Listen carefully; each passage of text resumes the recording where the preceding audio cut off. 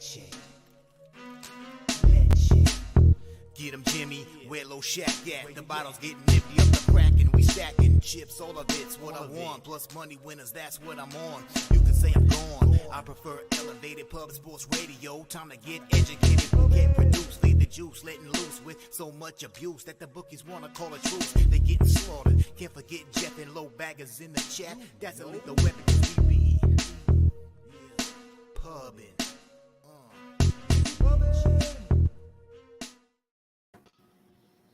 Damn, Jim, that's a hell of an intro. I forgot about that. Jimmy the Bag. I love that. Welcome to Pub Sports Radio. This is the Loshak in the Bag show. He's Jimmy the Bag. I'm Peter Loshak. We got Jose Bouquett on the ones and twos. It's mid-July, MLB, the dog days of summer. All-Star break coming up. An interesting time in baseball. Jimmy the Bag, I have been incredibly snake bit in baseball the past few weeks or so, but I'm coming off a nice winning day, which is very encouraging. Yesterday was a big winning day for me. That came after 2 weeks of just being snake bit, like shit where I would like cap the game correctly, then bet the first 3 innings biggest, and the first 3 innings would lose, and the first 5 in the full game would win, and this and that. But I bet sized appropriately, so everything's cool. We're still significantly way up for. I don't want to, self-fillet myself here, but significantly up for the year. We bet sized appropriately. We're coming off a winning Monday. We're feeling okay. We got a very interesting card today. Chris Sale is returning in MLB, so thank God. I have no idea what to make of that. I know you have no clue what to make of that. Thank God, though, we have Jose Bouquett and the comment section, and they do know what to make of that, so we'll consult them. Dylan Cease, awesome stud, snubbed by the All-Star selection. That might come into play today. He's starting the second game of the doubleheader. Dallas Keuchel rides again. Is he an auto fade? I don't know. We'll discuss it. Jimmy the Bag, I'm doing okay. No, I'm doing great. I'm doing great. How are you doing, Jim? I am a fucking mess, Pete. Oh, okay. Well, mess, sorry for that setup. And then, okay. It's all good. On a positive note, we're 48 hours away from the opening day at Saratoga. It's about the only positive thing. I had a disastrous day yesterday. I joined Jose Bouquet on Say Plays a Day. He's been running so hot, and then I wait in baseball yesterday. Yeah. Oh, I don't mean to wallow in the misery, but I had a winning day. Who did you? What were your losses yesterday? I was on the Braves and Max Fried. Oh, I was on the Mets. Yeah. All right. Okay. All right. Congratulations on all your successes, Pete. I was on the Detroit Tigers in game 2. So was I. I was on them big. Yep. I was on the Philadelphia Phillies. I got bailed out. I had Philly first 3 and that one cashed. But I also had him first 5, and that actually first 5, I had another free play parlay, and that was the only losing leg. So I hear you. Okay. What else did you have, Jim? Well, those were huge losses. Those were first 5 in full game losses. So that was 6 of my. I guess my winners yesterday were Tampa Bay. I was big on Tampa Bay. And I was big on Texas -1. They almost blew it, but they wound up getting that one. I actually don't know how I had a winning day. Yes, those are my 2 winners yesterday: Tampa Bay and Texas. Go ahead. I had Rockies first 5. Nice. Well, that lost. Oh no, right. So did I, though. I had Rockies first 3 and first 5 as well. Yeah. So it was just I can't. Even though it's been such a good run we've been on, and I wasn't betting out of the ordinary or anything like that, and I have put myself in a situation where I can handle losing $1,200. I didn't sleep last night, so even though this isn't like a financially crippling day, I'm just staring at the ceiling, trying to figure out, what exactly went wrong, So one of the most important things that we've got to do is not let the losses hurt so much more than the wins. And I still can't figure that shit out. Like, that's just one part of this game that I can't figure out. And it always affects me sleeping. When I win, I sleep like a baby. And when I lose, I can't fucking sleep. I didn't sleep last night at all either, Jim, but that was because I was on ChatterBait for hours. But no, I'm kidding around. It's all I can say is if you bet size appropriately, then everything should be good. Yeah, of course, that's kind of like it's not just in sports betting that the losses hurt more than the wins feel. That's bad news. That's how life is in all areas. That's how the human brain is made, right? You always feel, bad things happen, the pain of bad things happening to you much more than you feel the positive things of good things happening to you, unless I guess you're doing like crack or drugs or something. But then, of course, long term, that is disastrous for you. Jimmy the Bag, I don't know. The only way to really overcome it is to become internally wise. And to start, I would advise reading the Stoics. That's my advice to you, Jimmy the Bag. Marcus Aurelius Epictetus kind of helps. Jimmy the Bag's like, just shut up. Let's get to the card. Let's give a shout out to all the cappers joining us here. We got Viper NB in the house. He pissed off. Also, he went 0-2 yesterday. He's on the Braves -1.5. White Sox game 2 -1.5. I took a long look at that. I took a long look at Cease. These Guardians hit him. He's not been very good on the road. He's had one start against the Guardians, and they hit him. I'm actually thinking of – I want to study the market and talk it all out with you guys, but I'm thinking of moving on that first 5 over 4.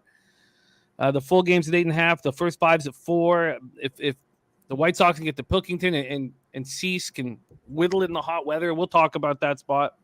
But that was my initial thought, was to go with the White Sox in game 2. Giants -1.5, he's locked in. It was very interesting that there was an immediate 15-cent move towards the Diamondbacks. Was that because the models think it's priced incorrectly? Not saying that Keuchel will have a good start, but just saying that the Diamondbacks were too big of a dog there. I mean, we'll talk it out, but I can understand those two looks, Vipe, and they were the first things that jumped out at me, but I just wanted to talk everything out with you guys. And, if it doesn't all correlate, not that it mattered yesterday. Jack Jenkins says, I don't know, but I got this weird feeling Strider might give up some runs today. The stash, Spencer Strider. There's Fap Win. His 55-gallon drum of lube, Pete. I'm sure you're aware. He says, lube me up. He's going in. He needs someone to get him started. Best bet moneyline parlay, Texas and San Francisco to odds 240, so a +140, and a big boy bet as well. He wants our opinion on NFL prop markets, comeback player of the year, and season rushing yards. I will have to copy and paste that because that's going to take more work from me. And Jason M says, does Chris Sale roll today? Used to love him back in the 40s, the roaring 40s. Says, or whatever. Used to trust him on the mound big time. Jason M, it is great to see you. So I'm going to copy and paste the question from Fap Win right now. And here, let me just copy and paste that so we can get to that at some point. My record is ugly all of a sudden. Things change that quickly. I didn't want Jose to think that I didn't send in the records because of this disastrous day. So I did just send them to him. It wasn't that. I just not thinking clearly and would have sent them. But my goodness, I'm back in the red, Pete, after that really nice time laughing and getting up double-digit units in the black. I hear you. God damn. Lamont Williams in the house hit a 16 parlay yesterday. Jedi for Life started a vacation yesterday. Had a hell of a start. 5-2 up 1.4 units. I love seeing that. Razor Sharp picks on a 6-0 run the last 2 days. Pimp Slap goes 2-0 yesterday for the crew. He says, we're running that Pimp hand back today. Fat has a look on Australian racing. God, I can't wait for Thursday. I can't wait for Thursday. I just need a little more thoroughbreds in my life, and I think everything will be better. Ron Crawford's spreadsheet play of the day is in the Minnesota Twins. Wow. The Minnesota Twins. I took Minnesota team total over. I'll tell you that. I didn't bet Minnesota on the money line, but I did take the team total over. That's the Jason Alexander, Josh Winder. Okay, Michael Irving says, Jimmy, don't trip on yesterday. If you think about it, it's really about losing 3 games with double downs. Next time you win 3 games with double downs, it's stacking double-digit units. You'll get it all back today. Thank you, Michael Irving. It's just, I hear you. And look, it's not devastating. We put ourselves in a position where we can handle these ups and downs. But it still was tough for me to handle the losing. And it's just fuck. It just hurts, man. It just I don't know what else to say. Let me Mike, ask you something. When you look back on it, do you believe? I mean, through the negative haze, do you believe you bet sized appropriately? Oh, definitely. Yeah. Okay. I've not stepped out of the. Yeah, no, it was exactly. I mean, looking back, it would be nice to cut $25 off, but when I got on my big run, I don't know when it was. 8 weeks ago, maybe 8, I moved up $25 from 125 to 150. So, it's all it can all be managed. It can all be handled. It just hurts. It hurts. Mike Gum says today we're in sync today. Ron, love the Twins today. Andrew G says, man, I need to see Dr. Loshak, sports psychologist. Well, he's here, and he's here for your questions. So start firing. I am here. Everybody's got a question for Dr. Peter Loshak, sports psychologist. Throw it in the chat, and we will get to it. Bruce Shad. I love Bruce Shad. He's had our back since we first started, Pete. I love Bruce Shad out of Detroit. We got Joey Marinaccio says, Twins today, boys. There is Jay Peasy. He's the voice on our intro. Doesn't he kill that? Man. Oh, man. Shout out to you, Jay Peasy. I was all ready to only focus on the card and the picks and not worry about the jokes or the vibe. And then the intro to the show comes in. I'm like, man, I'm just having a good time right now. Shout out to you, Jay Peasy. Awesome intro. We're a very lucky group to have Jay Peasy rolling with us. Clint started the Die Hard MMA podcast says, I need to bounce back too. Jimmy says UFC is not being good lately. Bruce Shad says Coors bailout win last night. Of course, I was only on the first 5. Danny Lopez, Sammy, there's Nut Flush Allen. Have you seen the pictures of his vacation? Oh, I actually did. I mean, the guy is living the life, and he deserves it. You know what I mean?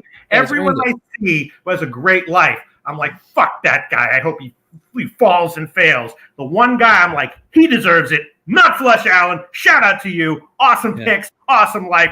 Thanks for all the comments. Thanks for all the picks. Thanks for all the sports betting analysis. Shout out to you, Not Flush Allen. Yeah, no, well put. Joey Marinaccio says, was in Saratoga last weekend. Place already crazy. I wish I was there.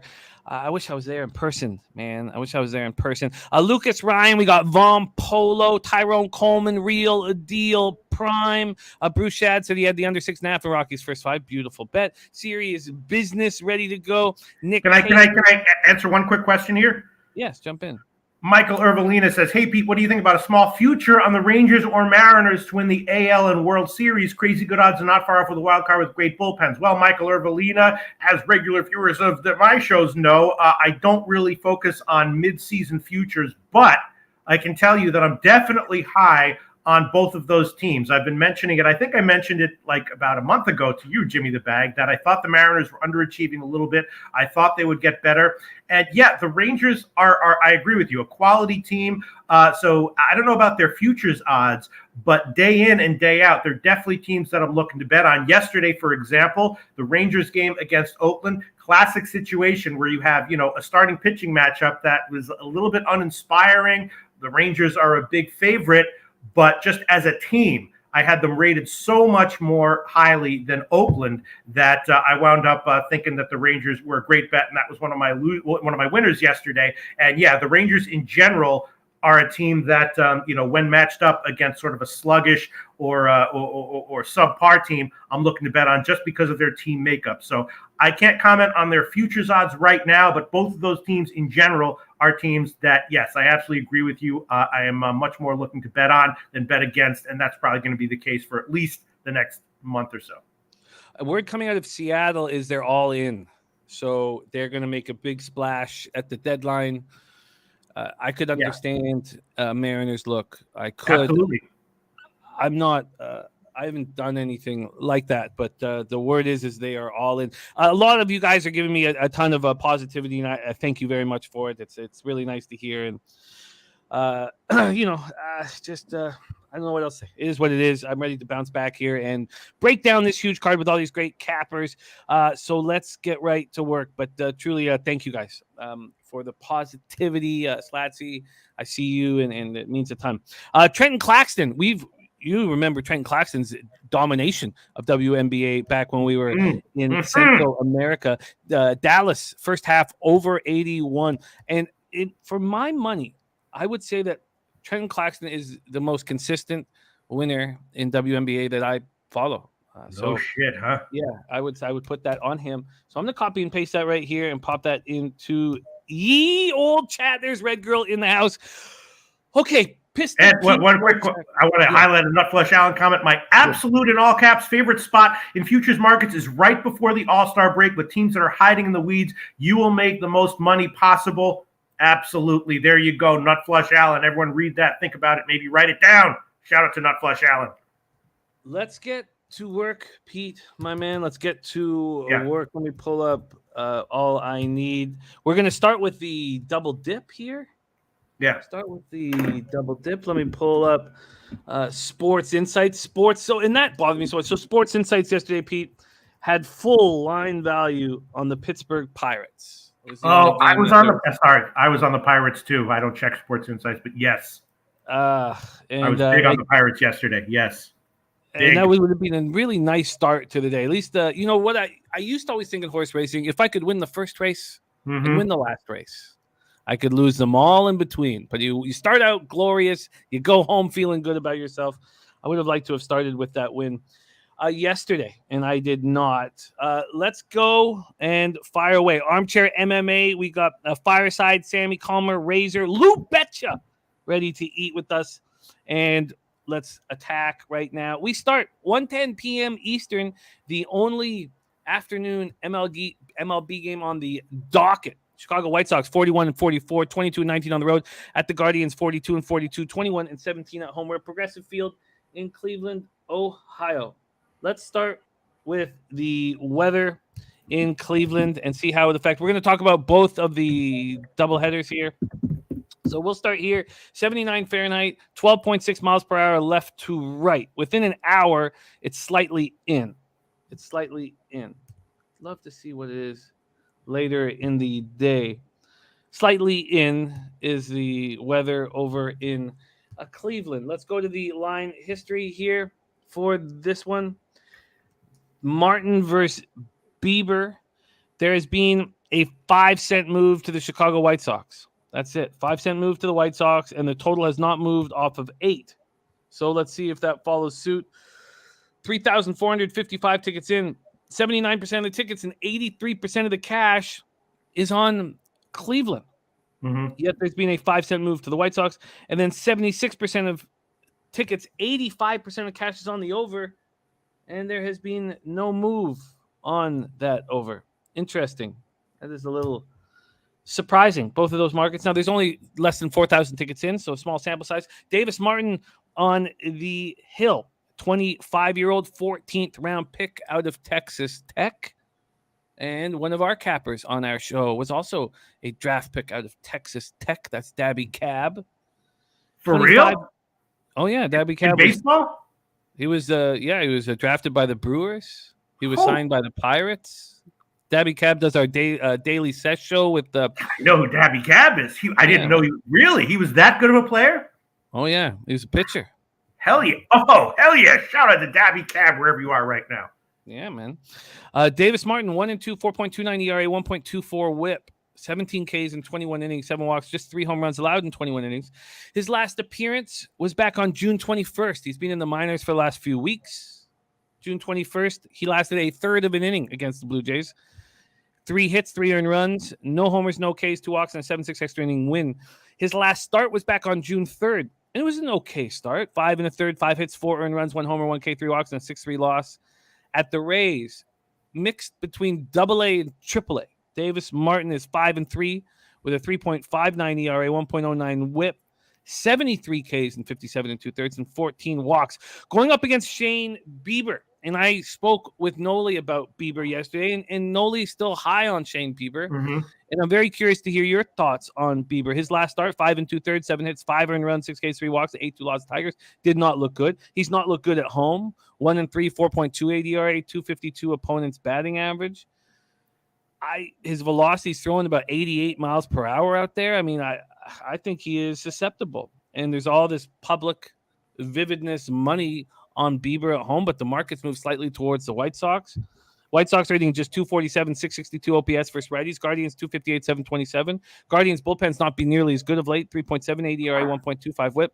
We've all been waiting for the White Sox bullpen to step up, and we continue to wait. Pete, take it away. Game 1 of the double dip, White Sox Guardians. Yeah, this is an interesting one. My take on Bieber is basically he is what his stats say he is. He's not an elite dominant pitcher, but a pretty reliable, slightly better than average pitcher, maybe a little bit more than slightly better than average. This one, I'd love to take Cleveland, except the line is a little bit too high. Davis Martin, hard to get a read on, was okay in the minors, not bad, not great. Got a lot of strikeouts, but also gave up some runs. So this is going to be a pass for me. I will tell you, I usually don't bet game twos of doubleheaders before I know what happened in game one and before I see the lineup. But I did take a small shot already with the White Sox in game two early, first three and first half.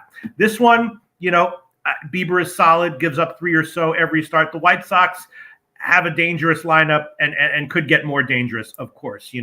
Anderson is awesome, Abreu awesome, and Moncada and Jimenez haven't really heated up yet, and they could. And if they do, that's going to be a pretty fearsome lineup or close to it. So I don't relish betting against the White Sox, especially as with a favorite. So I didn't take Cleveland here.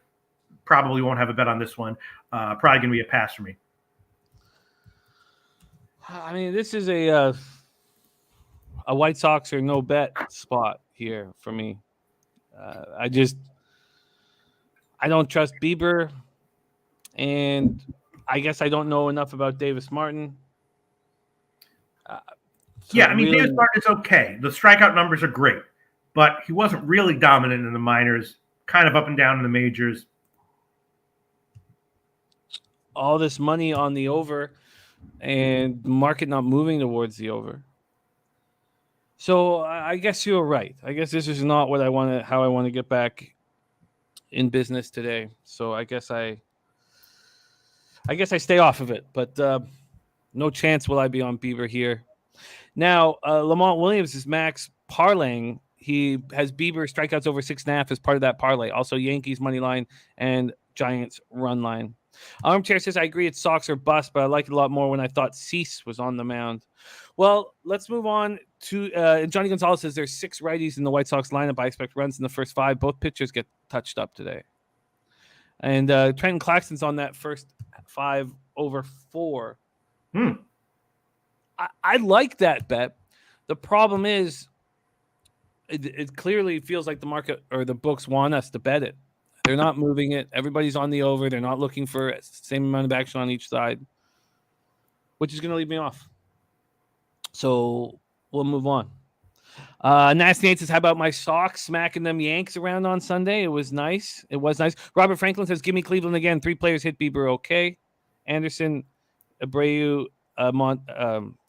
Moncada is what I think he meant to say there. And then he says, rest of them are 5 for 35 with no RBIs. That's all valid. Let's move on to game 2. And I know you've touched on it already here. Yeah. But shout out to Strategic Investments. Shout out to Stella Girl. Go ahead, Jim. Sorry. No, I love it. I love it. I could not do it. Cease has been so good. But it seems that there's one team that's seen him a ton that sort of has his number. And so are you saying, and this is totally valid if you are you saying Cease is pitching out of his mind right now and he's much better than he was early in the season? He's much better than he was last year against the Tribe, and that's why you expect him to be very good here. Yeah, I mean, my main thought when it comes to Dylan Cease is, does he look like Mr. Gokster, or am I just imagining things? We can look at that a little bit later, Jim. But yeah, he's been awesome. He also got snubbed by he didn't make the All-Star team, correct? Yeah, that's a pretty significant. I'm sorry. He will get on the All-Star team. I mean, there will be an injury. There will be something. I mean, he'll be the first up. So right, but it was still a snub. And then, in addition to that, you have Pilkington, who has been a bit vulnerable, and the White Sox, who again, now we don't know who's going to be in the lineup in Game 2. We don't know what's going to happen in Game 1. I mean, if the White Sox win, Game 1, 11-2, and then all the big bats are sitting, that changes things, of course. So I only bet it small to start, but the average White Sox lineup should get to Pilkington a bit.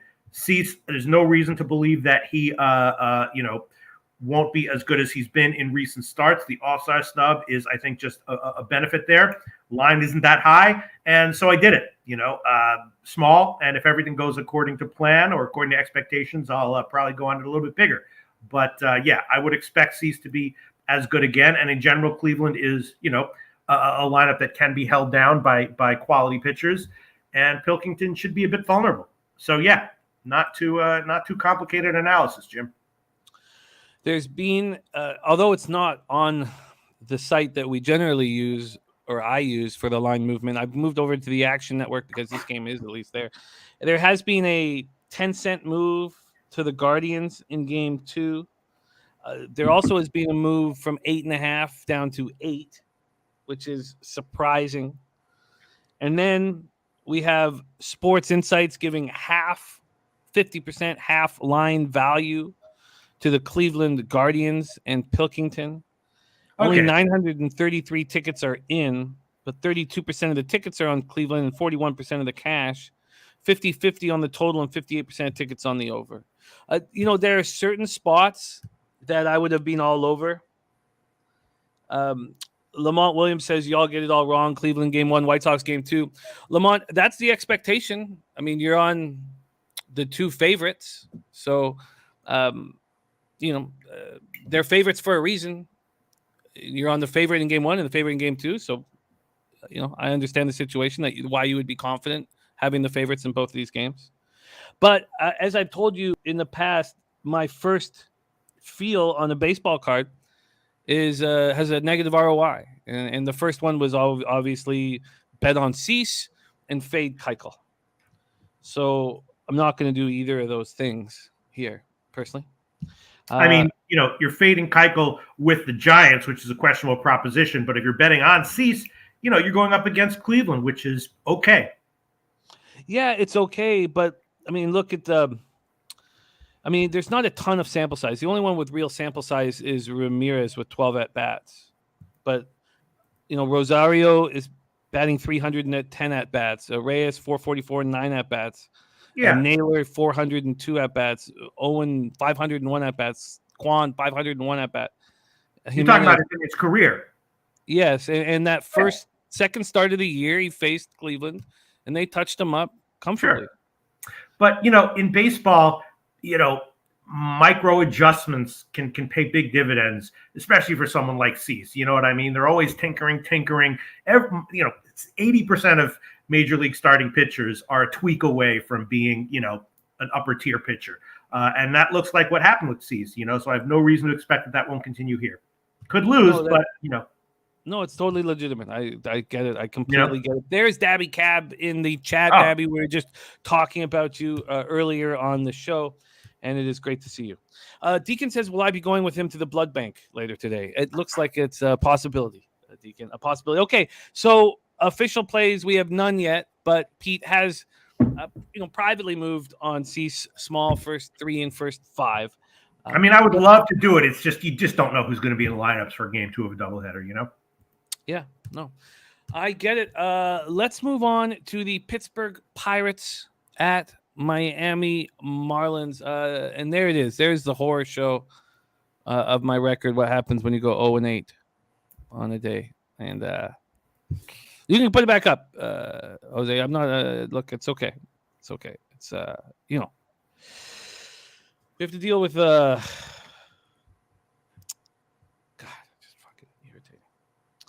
All right, Jim, we'll be okay. We'll be okay. There's a bunch of looks that I'm liking on today's card, although in the later games, not necessarily these early games.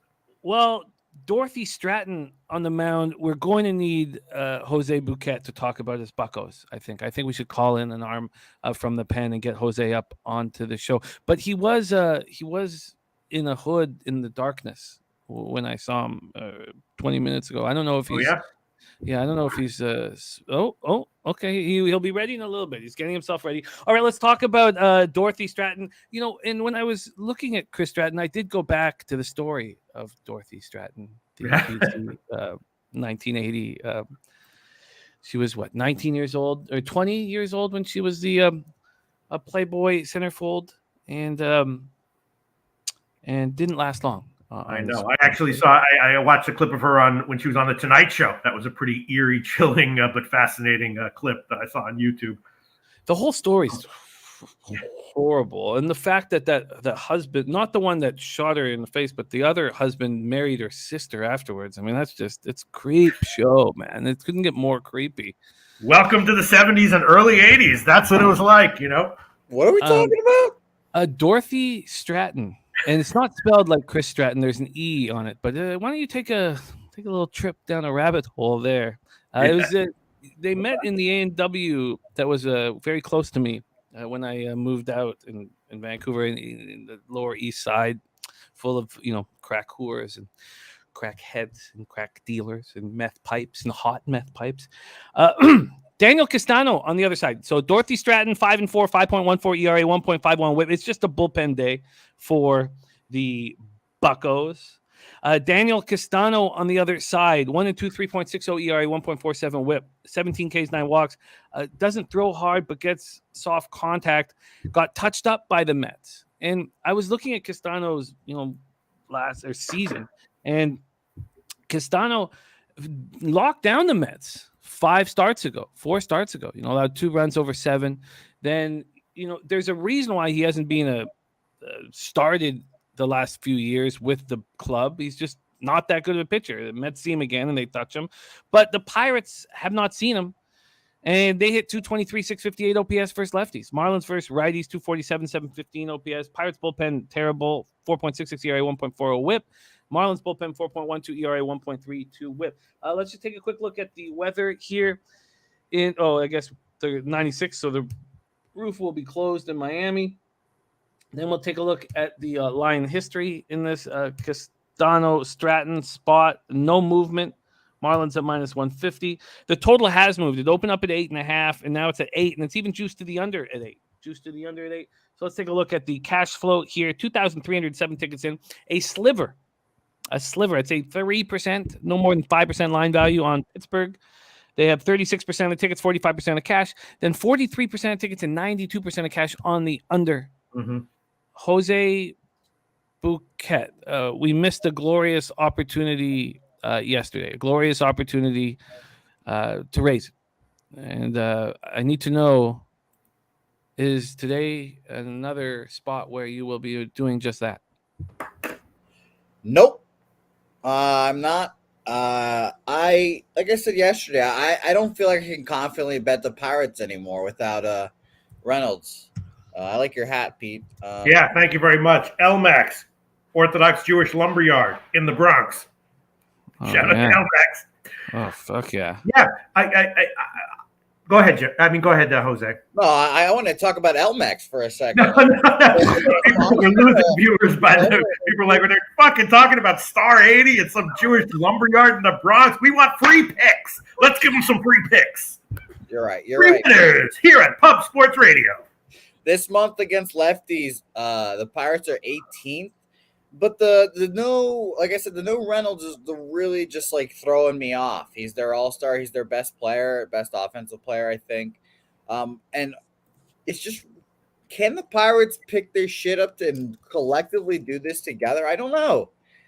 They're a team that's all about the long ball. The only way when I watch the games and I see them score runs, it's usually like walk, then like out home run, or like hit by a batter, another walk, home run.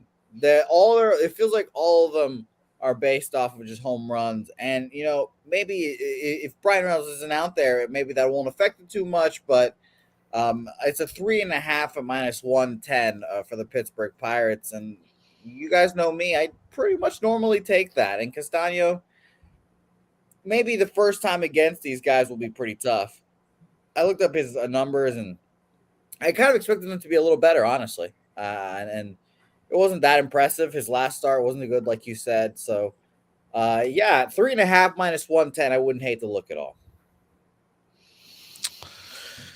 Pete, what do you think about the bigger bets coming in on the Pirates here and the bullpen day against Castano?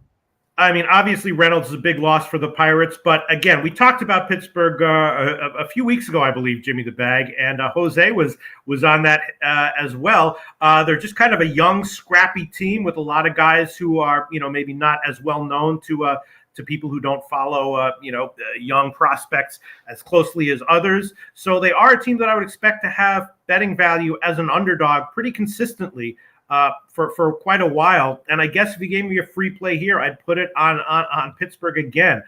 There's no way I could take Miami here, but I do kind of like the under as well at 8.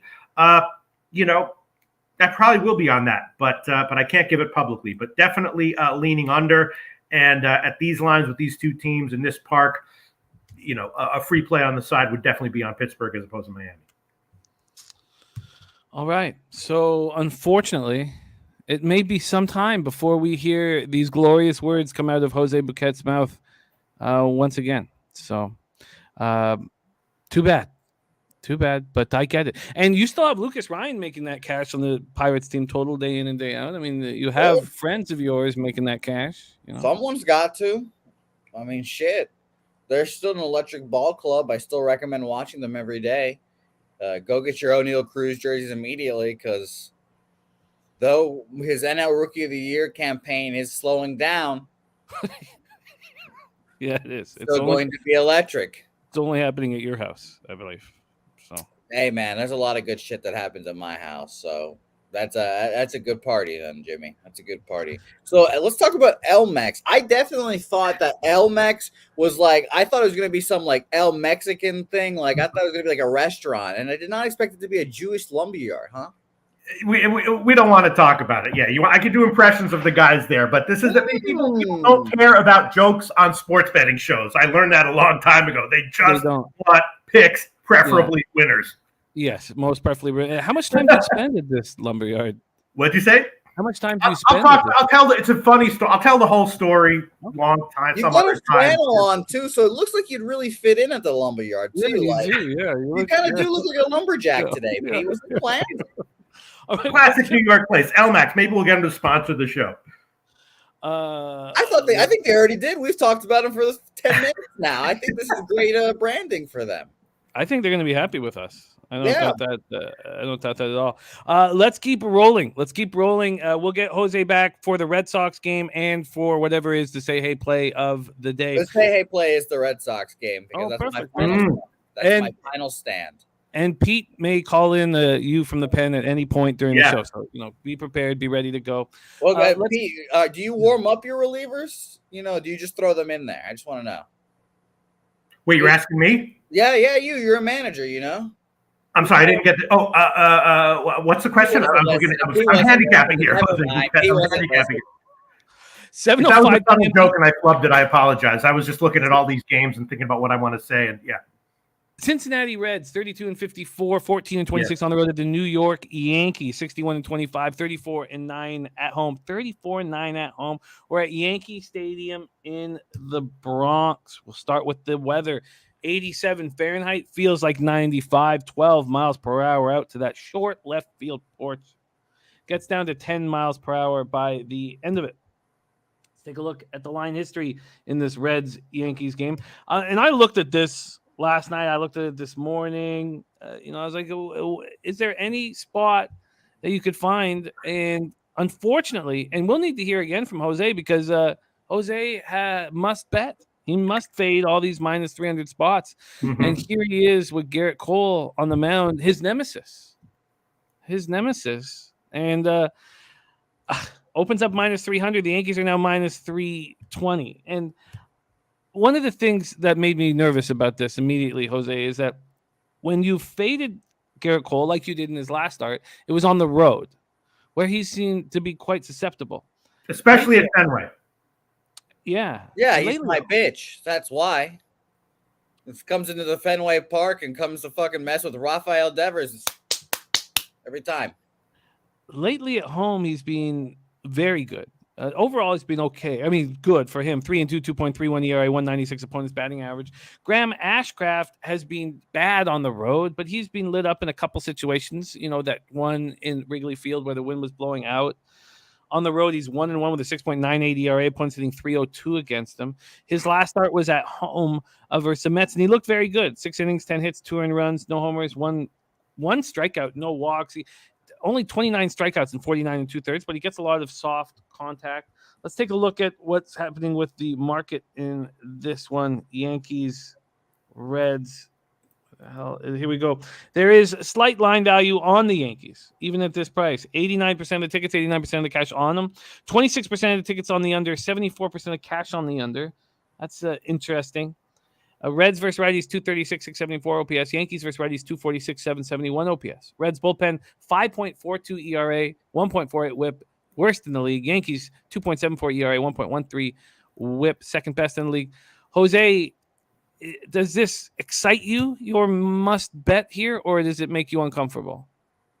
I don't know how to answer that because the last, I think it's been like the last 4 now that we've faded. They've all been fucking barn burners, just absolute barn burners.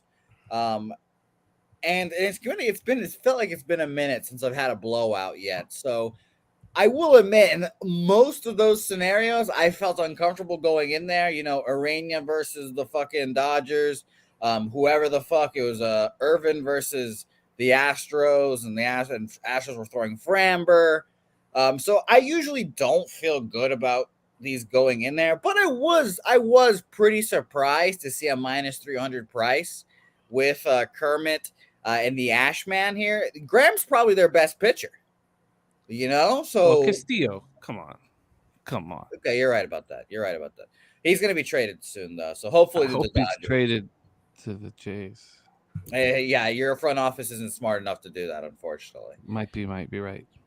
As long as he doesn't go to the AL East, he'd be welcome in Boston, obviously. As long as he doesn't go to the AL East, but I think that Graham is pretty good, is what I was trying to say here. I think he's right there, up there, maybe 2, I guess. I think Hunter Green's still figuring his shit out. Molly's been MIA. So I'm obviously taking Reds first 5 full game here. I'm hoping for a close ball game. So for those of you that take the plus 1.5, plus 2.5, cash as well. But yeah, fuck Garrett Cole. That's the whole synopsis of this. I'll have the game fully capped later on. But I mean, this will be the same recap. I don't like Garrett Cole. I would have faded him here regardless. Not really, but I'm glad that he's a minus 300 here. And first 5 full game. First 5 full game money lines. Yeah.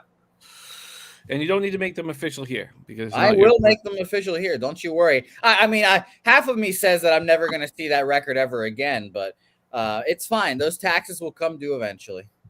The tax man's coming for you, Jimmy. I know. The tax man's coming, and if those records are done by September 30th, Jim, the tax man's coming. It has to be done before football starts. Okay, well, I'd love to see it. Or there's no records coming. Pistol Pete, what do you think of this spot? Jose must fade all minus 300 situations, and he has found himself one. Yeah, I mean, I think that Cole is pretty obviously overvalued in general right now. Not that he's not a quality starter, but minus 300 is a little high. I actually did take the Yankees -1, but only because I found an off-market line minus 225. I got and I took a shot with the. I'm sorry, 225, Pete. You dog. You just eat the juice. You just throw it out there. You don't care. I love it. Current market line is minus 250, Jose Bouquett. Learn a little bit about beating line moves before you criticize others who have. I'm sitting here admiring you. No, you're right. You're right. Jose Bouquett, it was probably stupid. And the books were like, let's find some sucker to bet this by giving him an off-market line. He'll bet it anyway and we'll lose. It might have been a mistake, Jose Bouquett. Probably was. I love it, Pete. I love your lack of ability to give a fuck about the juice. You see the winner, you bet the winner. You see the winner, you bet the winner. No, you're right. You're right. I am, lack of ability to give a fuck about the juice. Old school square is what I am, Jose Bouquett. Listen, the Yankees are I think, overvalued right now. They still have a much better lineup than Cincinnati. Their bullpen is showing some cracks. Aroldis Chapman, I saw someone else comment on it. Maybe not too reliable right now. And Ashcroft is high volatility guy. Throws a cutter 50% of the time and can be good. And the matchup isn't great for the Yankees. So, but then again, much, much better lineup top to bottom overall than Cincinnati right now, even though they're overvalued. So I got an off-market line. I took it. I also took a small shot with the Yankees team total over. If they lose, that's fine. I'm not going to make an official play here. Jose has for us the best lines we can find are the Reds first 5 plus 240 and full game plus 273. Jose, my heart goes out. I'm nervous for you. Hey, again, the success we've had this season allows me to do this kind of stuff, so I appreciate myself for succeeding. And being able to do this. But last one won, guys. 1-0 in our last one. Actually, 2-0 in our last one because we took first 5 full game and we fucking cashed it. Thank you to the A's stellar bullpen, lockdown bullpen of those fucking loser Astros. But yes, of course, I appreciate you, Jimmy. Today's the day this happens to me too. And then the next 3 days we just go on a heater and then it feels all better, Oh, and by the way, I caught a case of the Jimmies too. I couldn't sleep last night. Yeah. I did not sleep at all last night. I stayed up to like 3 a.m. Playing NHL, just being a goalie, saving shots until 3 a.m. And I was just stewing about the Red Sox. But now we're back again. And like I said, tonight's my final stand. Your final stand, Jose, plus 240, plus 273 on the Cincinnati Reds. We move on to 7:05 p.m. You took him full game? He took him full game and first 5. He does it both, yeah. Okay. Yeah. Wow. Yeah, surprisingly large balls for such a small upper body. Seattle Mariners 45-42, 21-22 on the road at Washington Nationals 30-58, 14-31 at home. We're at Nationals Park in Washington, D.C. Oh, by the way, Razor asking if we'll still do a regular show, a baseball breakdown before Saratoga opening day Thursday, and the answer is yes. We'll do. Big Ragu will be with us on Thursday. The show will be an hour 45 minutes long. We'll break down the MLB card, and then it's Saratoga and Delaware Park, and then at 5 o'clock, Woodbine starts up, and our man Timothy Murray has horses running in the second and third races. Low bagger Timothy Murray, horse owner, and great horse owner, has 2 horses running, and Kazushi Kimura will be on both of those horses, so it's going to be a lot of fun. All right, Chris Flexen going up against Josiah Gray, and the angle that's been so enormously profitable for us is fading teams on 7+ game winning streaks that switch cities. The question is, can you trust Josiah Gray at home? And I think that I've just forced to bet this angle because it's been so incredible for us. Let's talk about Chris Flexen. Let's talk about all of them. Let's also talk about the weather and what we are dealing with here. In Washington, 85 Fahrenheit, feels like 94, 8.8 miles per hour left to right. And then it's slightly out for the first hour. It's straight line across in the second hour. And then in the third hour, it starts blowing in. And there's rain in the forecast. There's rain in the forecast in the second and third hours of the game. So that is an issue. That is an issue, especially because this Mariners bullpen has been so good. Chris Flexen, 5-8, 4 ERA, 1.40 WHIP, 90 innings, 66 Ks, 32 walks, 11 home runs. His last start was very good. At San Diego, he goes 6 2/3, doesn't allow a run, 8 Ks and 3 walks. Being decent on the road, 2-5, 4.07 ERA, 257 opponent's batting average. Let's take a look at the line history here in this one. Interleague action, and there it is right there. No movement. Oh, 5-cent movement. I saw it last night at -110 on each side. It's still -110 on each side. And from a total perspective, it opened up at 9.5 and has dropped to 9. So 5-cent move. That's it. Let's take a look at where the cash lies in this one. We have full line value on 2 spots today. And the first one is here with the Washington Nationals. Mm. 23% of the tickets, 53% of the cash on the Nationals. I don't know how you don't. I think they're a must bet. They're a must bet. And the only concern I have is the bullpen.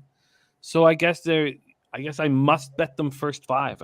I don't want to trust Josiah Gray, but there's enough angles here working in my favor that I'm going to trust here. Gray's last start was excellent. It was at the Phillies. We all cashed off of it. 11 strikeouts, 1 walk. He's been so good on the road. He's been predictable on the road. And I guess you could say he's been predictable at home because he's been bad. Mariners versus righties, 234, 699 OPS. Nats versus righties, 249, 697 OPS. And then the biggest difference between these two teams is really the bullpen. The Mariners bullpen looking very, very strong right now. Take it away here. Pistol Pete Loshak, Mariners, Nats. Yeah, this is an interesting one. I kind of like the Nats here. Of course, the Nats have not been scoring, but they should be better offensively. We talked about it earlier. I'm kind of high on Seattle in general. Not auto betting them, but vaguely, thinking twice about betting against them and thinking only a half when I want to bet on them. Flexen, though, I have circled as maybe due for a little bit of negative regression. He's not terrible, but probably I would expect him to do a little bit worse in upcoming starts and weeks than he's done so far. He's off an excellent start, and we have a comment here saying that Gray is statistically better than Flexen, which is true overall, but interestingly, Gray has very high volatility and Flexen very low volatility, which is an interesting matchup.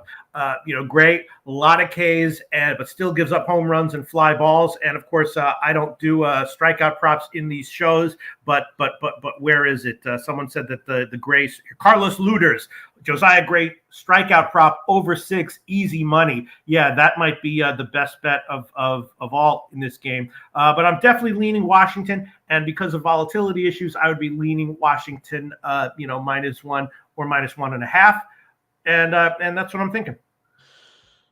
I have to bet Washington. Lee Davis says Gray day-night splits are interesting. He's been lights out in the day, 4-0, 1.27 ERA. Opponents hitting 129 against him. A lot of young pitchers kind of follow that trend. At night, Gray is again statistically overall with a broad brush a little bit better than Flexen, but I don't love betting on him when he's facing lineups that have some life to them. I'd prefer to bet him, when he's facing, I don't know, some team like maybe Miami or Cleveland or something like that, a team that can be held down pretty easily. Seattle might get to him, so that makes me nervous. Slightly into the over as well. Young Suave, like in that first 5 under, there is bigger bets coming in on the over. 48% of the ticket, 68% of the cash. Well, I have to come in. I wonder if there's any price difference here. I think that sometimes tells a bit of a tale. First 5 full game, if there's any difference, and there is a difference. There's a 10-cent difference at Bet365. The Nats are 10 cents more expensive. They're -120 favorites first 5. I'm gonna have to do it. If you could only make one bet on this game and you were only given first 5 or full game options, what would you do, Pete? First 5 or full game options. I can only make one bet on. I'd be like, let's just not complicate things. Washington -1 at +135 or whatever. And first 5, would you take a -0.5, or would you want to be in plus money spots here? Do you feel in general, with the volatility of Gray. Okay, well, I'm gonna need to sit and put some more time in this, but I'm going to be on the Washington Nationals. With absolutely 100% will be on them in some form or another. All right, I'll go on it with you, Jimmy the Bag. Just a little solidarity here. I'll take the pinnacle line, Washington -1 +136. First official play of the day. Nats -1 for Pete at +136. Pete's on the board. T-Mac says, if you like Washington, take the first 5 with Washington bullpen crash. Yeah, I get that too, but Joe says Seattle not just changing cities, they're changing multiple time zones. This is not a situation that I believe that they'll get better as the game goes on, really, flying all the way across the continent after with a 7-game win streak or 8-game win streak, a big win streak. Mike says bullpens matter, but when you're talking about a high volatility situation, it matters less. You know what I mean? So, if Washington suddenly is productive offensively and Gray is on his game and he gives you, 6 innings and 1 or 2 runs, and Washington is up, I don't know, whatever, 6-2 at the end of 6 or 7, the bullpen matters less in that spot. All right. This next game is filled with not only numbers that need to be broken down, but the psychology of a baseball team. Let's go back to the 1993 World Series at 7:05 p.m. Eastern. Philadelphia Phillies 46-41, 22-20 on the road. At the Toronto Blue Jays 45-42, 25-18 at home. We're at the Rogers Center in Toronto, Ontario. We'll start with the weather in Toronto. 12.1 miles per hour in, dies down to 8.3, but it's a beautiful night, but windy and blowing in. Let's move over to the line history in this. We were waiting to see. It felt like the Jays might go with Gaussman in the start, and that's why they weren't putting this out, this line out. But it is Barrios versus Bilotti, so they are, and that means it's a bullpen day for the Phillies. So let's take a look here at the line movement, and there won't be much of it, I imagine, because it just came out. In fact, this site, that's such garbage, doesn't even have the game up. So let's go over to the Action Network and see what they have for line movement in this one. Jays, Phillies, nothing. They're giving us nothing here. So that's now. I wonder, do I think that Barrios was going to be minus 185? I would say I expected somewhere closer to minus 170 for Barrios as a favorite here. Mike M says, I know Real Muto is out. So that is the big piece. There's a couple starting pitchers who wouldn't go today or wouldn't go in the series anyways, who are unvaxxed and aren't allowed in. But Real Muto will not be coming up to Canada. So Barrios has been good at home. 4-0, 3.23 ERA. Opponent's hitting, I think, 236 or something like that off of him. In the game, and this is a major thing that's talked about in the sports radio, and I mentioned it here on the show already, that in games that he's won, his breaking ball moves 17 inches. In the games that he's lost, his breaking ball moves 13 inches. And if you are live betting and watching Barrios pitch, you'll see it right away. If that breaking ball has a lot of movement, it sets up everything he does, and he's excellent. If that breaking ball isn't moving, you have to live bet the opposition as soon as possible. This Phillies bullpen has been pitching very well, and now they have an opportunity with this bullpen day. And the Jays were at the funeral of Budzinski yesterday. So they went to the funeral yesterday. It's been a cloud. I don't know how the younger players are dealing with it, but the older players have all been saying it's like a cloud hanging over this team. We heard about the death of the eldest daughter, and it was a freak death on a tubing accident where the mother was in the boat. And I don't know. The younger players just really aren't talking about it. So I can't. I don't know what to say about it. And I don't know if there is closure for them being at the funeral. I also don't know if Budzinski traveled with the team up to Toronto. I've been following the beat writers' stuff, and I could pull some up. But this is a pretty complicated cap here. Yeah. With a ton going on. And usually when death is involved, unless there's a simple angle for me where, it's, we saw it. We saw the wild no-hitter in Oakland when, what's his name's mom died and it was Mother's Day. I mean, there's certain angles where you're like, oh, I know he's going to step up and pitch well here. But usually when we're dealing with death, it's just a guess how they're going to handle it, and I prefer not betting it. There's only 315 tickets in, so we're not going to get any help here. This is a wild one, a crazy one. What are your thoughts here, Phillies, Jays? Is there any kind of angle that you see? And Dennis Garcia, who knows this Jays team inside and out, says Jays win today. And I'm going to pull up some other stuff from our beat writers after you talk. So take it away here, Phillies, Blue Jays. Yeah, capping death is one of the most difficult things in sports betting. I do have a death spreadsheet that helps a little bit, but not that much. Just kidding. Just dark humor here, Jimmy.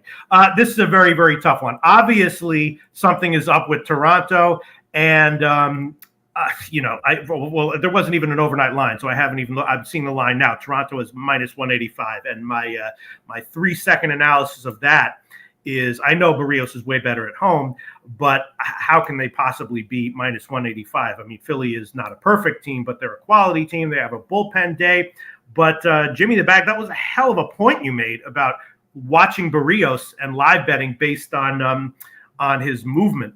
I should do that a lot more. It takes a lot of attention and time and discipline. But if you can do that, the payoff can be huge, especially with people like Barrios who have high volatility, because when a high volatility starter is coming in and you can identify quickly whether this is going to be one of the blow up days or one of the good days, I mean, there you go. Huge line value. That was a hell of a point that you made there, Jimmy the Bag. Great analysis on Barrios, and you should follow your own advice. You should do that with this game, Jimmy the Bag. You know what I mean? You should look at how Barrios is doing and then live bet. I might do that. That was a great take there, Jim. So I'm not going to – I haven't looked at the line because there wasn't even a line on the overnight or even in the morning when I was looking at it. Again, at first glance, looks way too high. Something's obviously wrong with Toronto. At some point, they will turn it around, and probably in a big way. You have a great read on Toronto in general. When they were rolling on the road earlier this year, you were on that train. I was on it a little bit, but not like you were. So, and once again, I think once again, your take on Toronto is dead on. Don't bet this game pregame. Watch the first batter or two for Barrios, and based on that, live bet it. I agree. And this line is just too. I think it's just. I wonder what Dennis says the Blue Jays are going to win today. How do you bet the Jays as a minus 185 favorite, Dennis? Are you going to take them on the minus one line? Are you going to take them on the run line? So this is from David Phelps, and though by D Jenkins, Barrios is not awful at home. He's excellent. He's 4-0 with 3.26 ERA or 3.23 ERA or something like that at home. So this is from David Phelps, just so you guys know sort of where their heads are at. He says, I think there's a lot of us whose hearts are still with Bud and his family. We got the news, and all of a sudden we get that news, and it's a West Coast road trip. He said it's been a grind, but at the end of the day, nobody's going to feel sorry for us. Nobody's going to get through it other than ourselves. And Montoyo says, so after that double play, which, changed the whole game when the ball went through Vladdy's glove, Vladdy wouldn't talk to the media. And then it says, oh gosh, I'm not betting it. I don't know. I guess we just move on. I'd like to see Barrios, after signing that big contract, show the kind of veteran leadership that he's capable of and have a great start and put the team on his back and them start winning again. But if we wake up, on Friday and this team's under 500, would it be a shock? And the answer is no. So I don't want anything to do with this spot, but interestingly, Bruce Hayward, this is a Blue Jays hammer. Bruce Hayward, Phillies are in big trouble today. Bohm can't even come up here, I believe, Bruce. Right? I believe he's not even. I think he's unvaccinated as well. Bruce Hayward again. This is a Blue Jays spot guy. I think that might be right. The line is huge for a reason. You got a team that's lost 9 out of their last 10, averaging like 2.3 runs per game, minus 185 with a questionable starting pitcher. That's telling you something. Yeah, Joe Yurkovich. It does scream get right spot for the Jays. It does. I mean, what would I? I don't think I can trust the team enough just to bet them solely on the run line. And what I also can't do is I can't just sit here and say this team has a ton of heart. Watch them step up under these difficult circumstances. I can't say that either. So I don't really know what to hang my hat on here.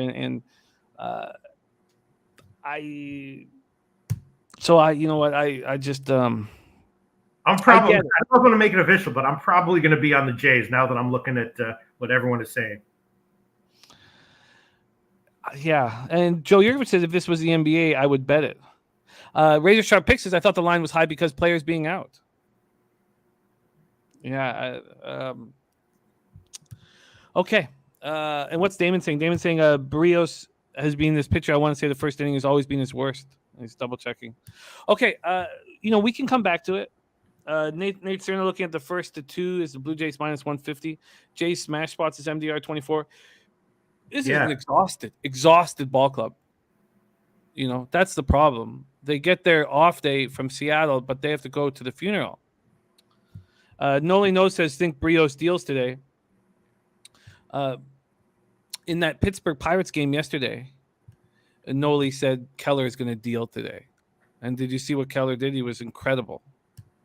So I think Brios deals today as well. So, and Razor says Jays and Smash don't belong in the same sentence. Good point there. Wow, Can't disagree with that point. I might be on the Jays today, Jim. I might make it official before this show is done. Yeah, I feel so emotionally involved. It's an uncomfortable feeling. Let's move on to 7:10 p.m. Eastern and talk about Jose Zinata, Lamb Chop, one-hole Bouquet's Boston Red Sox, 47-40, 24-20 on the road at the Tampa Bay Rays, 46-40, 26-17 at home, Tropicana Field in St. Petersburg, Florida. I can't wait to hear Jose's breakdown of Chris Sale and going up against Corey Kluber. Let's bring Jose back to the show. Jose, I know you're very excited about Chris Sale. Jim, since we go up the ladder of experts, can I give my 5-second take on it before Jose goes? Set it up. That, yeah. Go to me first. Okay. Yeah, take it away, my man. Oh, okay. 5-second take is we know that Sale beat up the hallway after his last start. Sale is Sale, but AAA walking all those batters in AAA, I don't trust him here. That's a very legitimate thing. He's fragile, mentally fragile. I think. It's got nothing to do with beating up the hallway. It's got to do with the 5 walks. Yes, he was just angry. That's Florida, baby. You know how that is.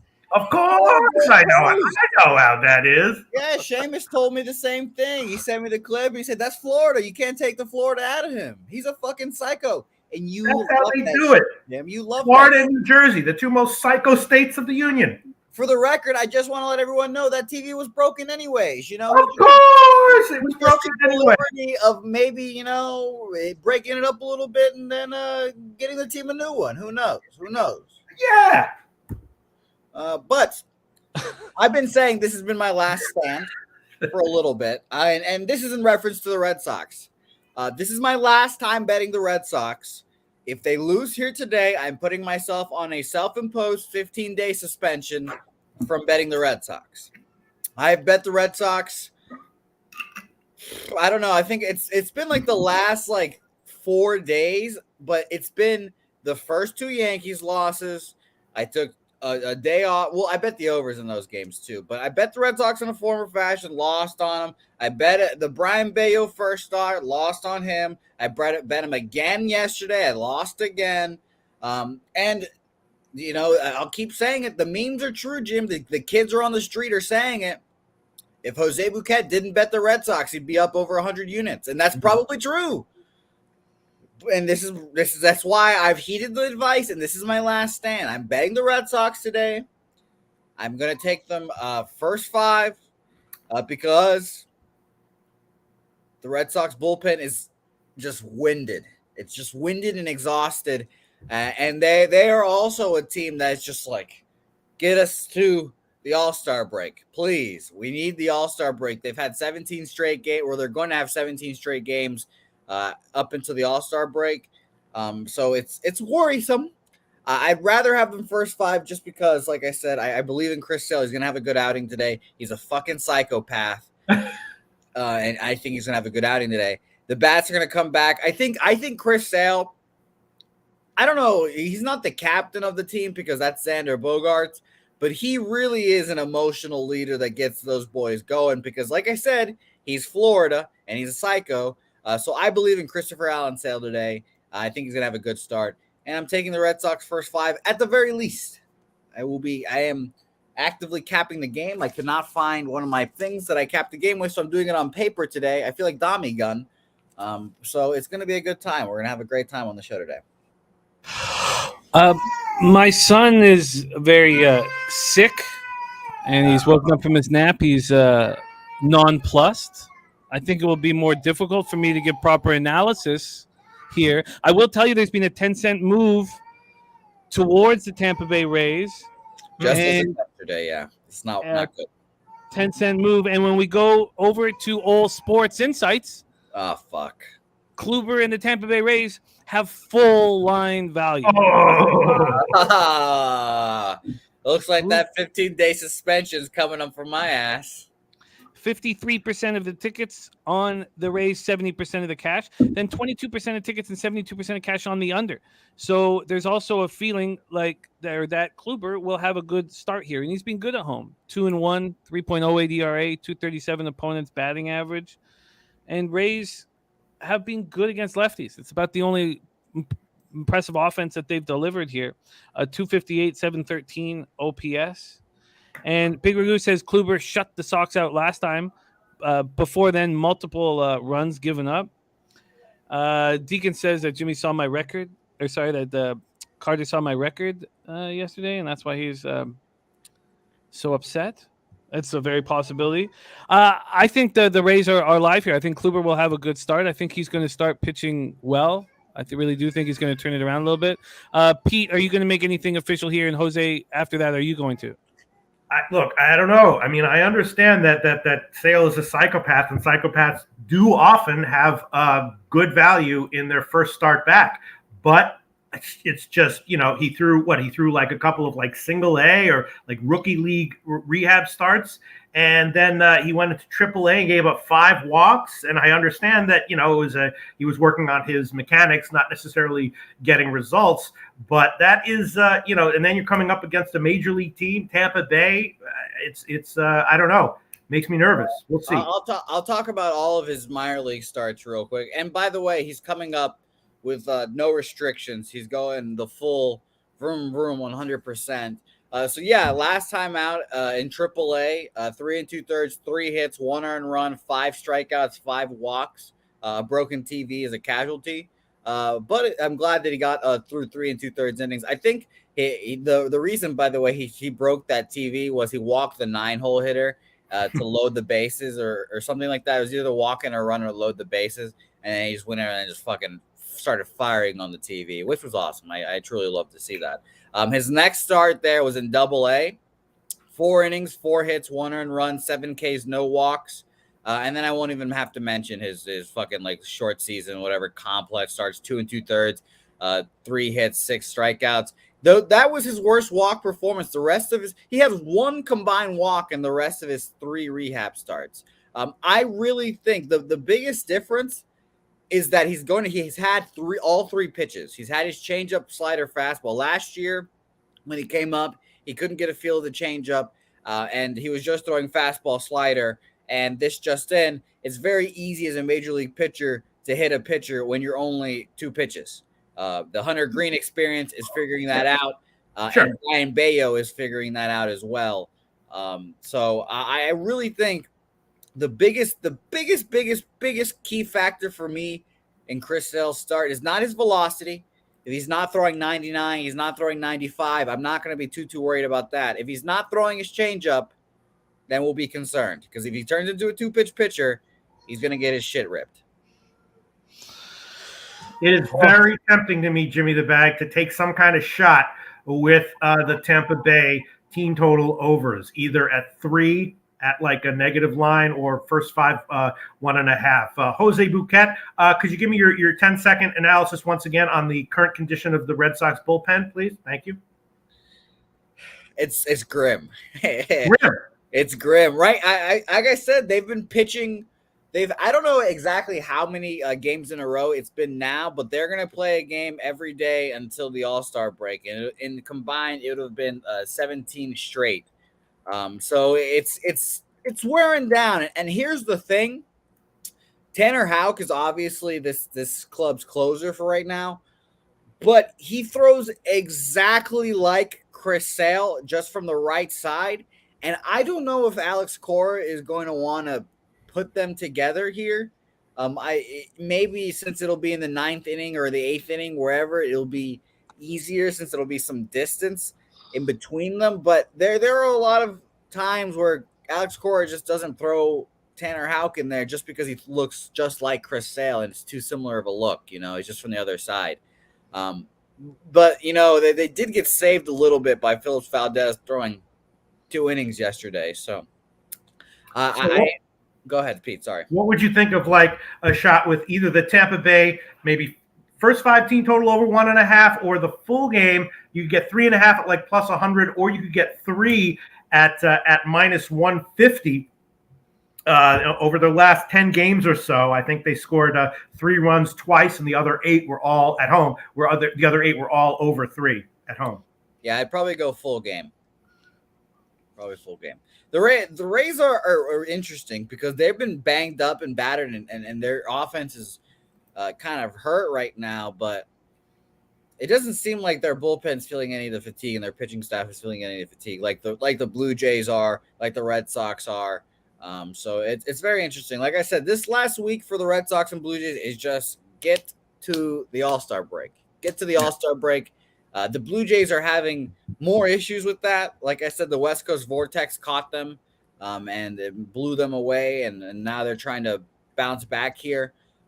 But, yeah, the Red Sox is a different story. It's just an interesting scenario, especially coming off of split after the mighty Yankees, the best team in baseball. Yeah. I had to give up a split against the Red Sox, throwing 3 rookies and Nick Pivetta. Couldn't have been me, Pete. Well, I don't love taking a team total over with a team that just scored 10, especially in Tampa. But Michael Irvelina, great point here. Rays over 1.5 and over 3.5. First 5, both teams can get 2 runs easy. Jack Jenkins, I'll be fading Sale. T-Mac, I trust Sale. So I have to dare Sale to be great, beat me. I just feel like there's just too much. There's too nice of an opportunity here. You're getting a decent price to dare Sale to be perfect in his first game. That's what he tries to do, is be perfect. And then he could go 9 up, 9 down, and still blow up in the 4th inning. Right. So Chris Comatini says, I like the over 2 wash pitchers. Yeah, I have vague leans to the first 5 team total over for Tampa Bay, full game team total over for Tampa Bay, first 5 over for both teams. I'll say this. I was very excited about the Brian Bayo start, obviously. Though I might not look it, I am doubly as excited for the Chris Sale start, because this means so much more to the Red Sox and their season than Brian Bayo. So much more. Like it is. If Chris Sale comes back and he looks not like we're not looking for a Cy Young 300 strikeout dude, Chris Sale. I'm just looking for number 2, number 3 starter in the rotation for right now. If we get that, buddy, oh no, I'm going to have to be restrained. But after talking it all out, I am going to go ahead and take first 5 full game and Red Sox. And if it loses, 15-day suspension, and maybe I'll get up to 30 units and it'll be better for me. But this is my last stand with the Red Sox. The last time we were on the other side, now is the time to bet Sale. He's trying to prove something to people. See, I'm not with somebody like Sale. I'm on the other side. I want him to be calm and trust his stuff and pitch within himself. I don't want him to prove anything. When he's out there proving something, that's when he could lose his shit out there. So, Jose and I going heads up against each other here, and some nice plus lines for Tampa, but not at my book. Damn, I'm getting minus 105 on each, but you can get plus 104 on Tampa and plus 114 on the first 5 at Pinnacle. Oh, wow. Okay, so I'm going to have to find – that's clearly not going to – minus 128 is Pinnacle's line on the Red Sox. I can get you that minus 115 on my book. Billy Friedrich says Durham Bulls would light Sale up right now. Okay, we will see. We'll see who's right. I'll tell you right now. Not a shock that there are strong opinions on both sides here. The Red Sox haters, which many of them are, there are many of them, this has been like the lightning rod thing. This is like the one thing that everyone always cites about the Red Sox. Oh, Chris Sale's washed up. He's so bad. Oh my God. It'd be a real fucking shame if he went out here and pitched really well. It would be a real fucking shame. I see what you're doing here, Jose. It's not gonna. It'd be a shame. He's coming off almost 3 years of being injured. He's an old man. He's washed up. He's got nothing. It'd be a shame. It'd be tragic if number one Chris Sale came back and then Nathan Eovaldi comes back in a couple of days against the Yankees again, and all of a sudden, here come the Red Sox. Like Nutflush Allen said, I believe it was Nutflush Allen, who said this is the favorite time or the best time to bet futures. Mm-hmm. It'd be a real shame. Tabby Cabs likes the first 5 over in Rays Sox. I totally get the first 5 over. My uncomfort here is that there's big bets that have been made on the under. 22% of tickets. Now that's full game, but 22% of tickets on the under. 81% of cash on the under. I think Kluber's. Not enough people are talking about what Kluber's been doing of late, and I think he has a nice start here. And I'm going to move on the Rays first 5 full game and the Rays team total over 3.5. Jose's on Red Sox first 5. I found a first 5 minus 115 at Bet365 and a full game minus 113 at Pinnacle. Look, that first 5 minus 115 at Bet365 over at Circa. The Red Sox first 5 are minus 136. So there's a big difference in action here. Do you want to make a move here? And there's Big Ragu. Big Ragu said he would take the Rays first 5 minus a half if it was available to him. Ragu will be with us on Thursday. Noli knows with us tomorrow. Do you want to make anything official here, Pete? No, but so Big Ragu is not liking Chris Sale at all, or at least expecting value on a fade here. Yeah. Wow. Yeah. I probably will have a bet on this one, some kind of over in some way, whether it's first 5 over or Tampa Bay over, something like that. But as of right now, I'll pass.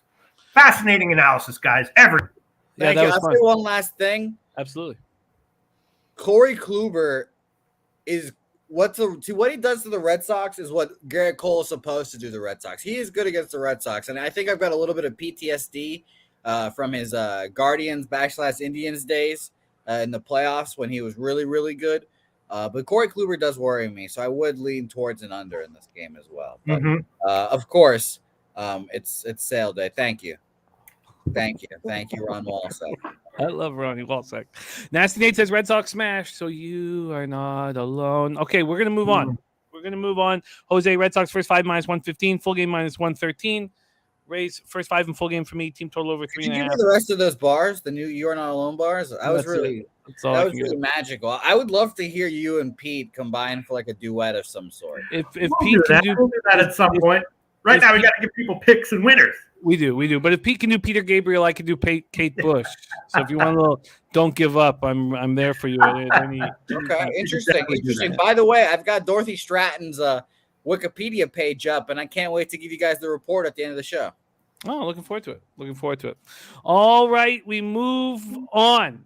There's been a lot of talk about what Spencer Strider will do here as an encore performance after his last start at home versus the Cardinals. Let's talk Mets, Braves. Mets 54-33, 26-18 on the road. There's Rez Mob in the house. Great to see you, Rez. Love having you around, man. I know that you focus with NBA and baseball. It's not something you attack that hard, but we'd love having you in the chat, my man. Rez Mob in the house. Braves 30-19 at home. We're at Truist Park in Atlanta, Georgia. We will start with the weather in Atlanta. And it's 85, feels like 91, 6.8 miles per hour in, dies down to 6.2 miles per hour in. Earl Sports Bets in the house says Mets money line. Mets shouldn't be plus 150 versus anyone. Arthur Meade Jr. on the other side. He is on the Atlanta Braves, and we already got from Ron Crawford. Was it the Braves -1 was Ron Crawford's spreadsheet play today? What the hell is it? Or was it the Twins? Oh, it was the Twins, yeah. Oh, it was the Twins. Okay, sorry, my bad. Okay, somebody else gave us the Braves on the -1 line. I meant to okay, let's go back to this spot. David Peterson going up against Spencer Strider. We'll start with the line history in this one.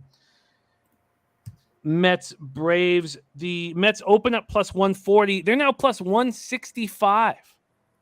25-cent move to the Atlanta Braves. From a total perspective, it opened up at 8 minus 115 to the under. There's been a 5-cent move to the under. 5-cent move to the under. Viper, it was Viper. Viper's on the Braves minus 1.5. Says bounce back for them. Joe Yurkovich got the Strider prop over 6.5 at minus 134 last night. Nate Cerna agreeing with Earl Sports bets. T-Mac says Mets are coming back to life slowly. I mean, what? They're 21 games over 500. I don't know how far they were, how dead they were. Let's take a look where the cash lies in this Mets Braves spot here. We have 6,254 tickets in. Very slight line value, maybe 5% line value on the Braves. And you have 79% of the tickets on the Braves and 87% of the cash. That speaks for the 25-cent line move. Then 24% of tickets are on the over and 41% of cash is on the over. So some big bets have come in on the over, even though there's been a 5-cent move to the under. Peterson's last start, 8-3 extra inning win at the Reds. He went 3 2/3, 4 hits, 3 earned runs, 1 homer, 7 Ks, 5 walks. He did not look very good. 67 Ks, 27 walks on the season. The walk issue that he had in that game is not something that's effective. It was a rare. And he's been so good on the road this year. 2-0, 2.76 ERA, 195 opponent's batting average. Strider has been very good he's been very good this year. I guess at home he's been a little worse. At home he's 2-1 with a 3.15 ERA, 219 opponent's batting average. Mets first righties, 261, 737 OPS. Braves smash lefties, 259, 790 OPS. And both bullpens have been very good this year and quite good of late. Take it away here, Pistol Pete, Loshak, Mets Braves.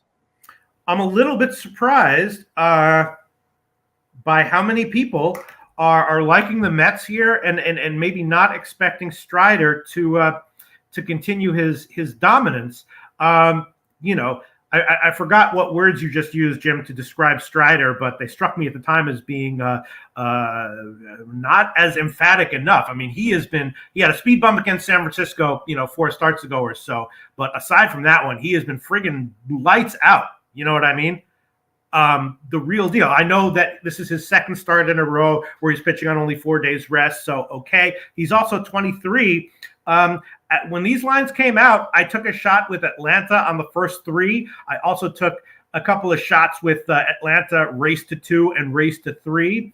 I don't quite see any reason to think that Strider won't again have an excellent start. I know that the Mets have a quality lineup, but so does Atlanta. Peterson should be a bit vulnerable here. I know his numbers overall are better on the road, but he's faced, some chintzy teams. I mean, he had a start at Miami, at San Francisco, at Arizona.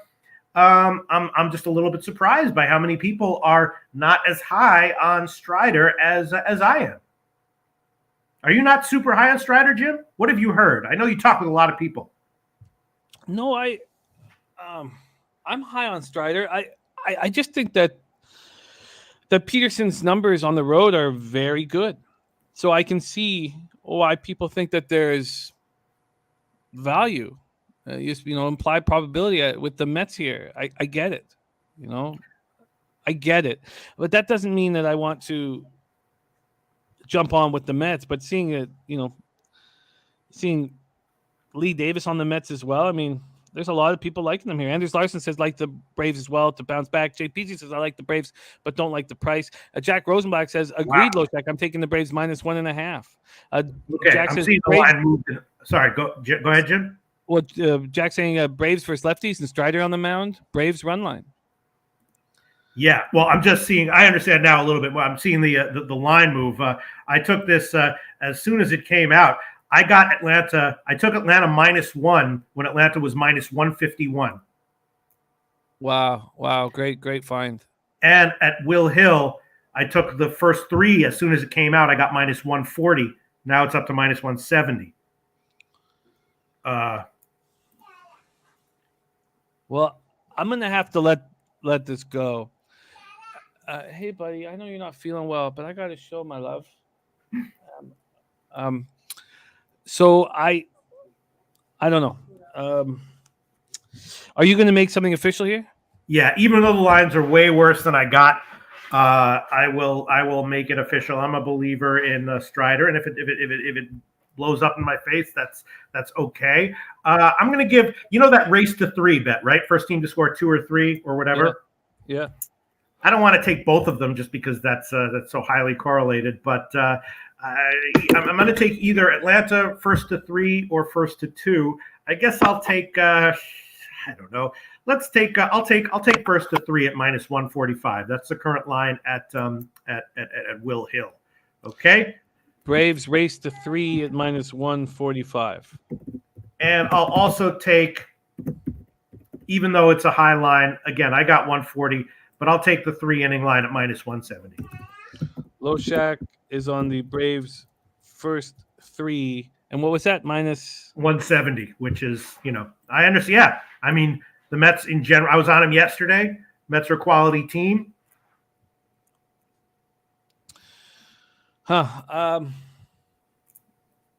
This is tough.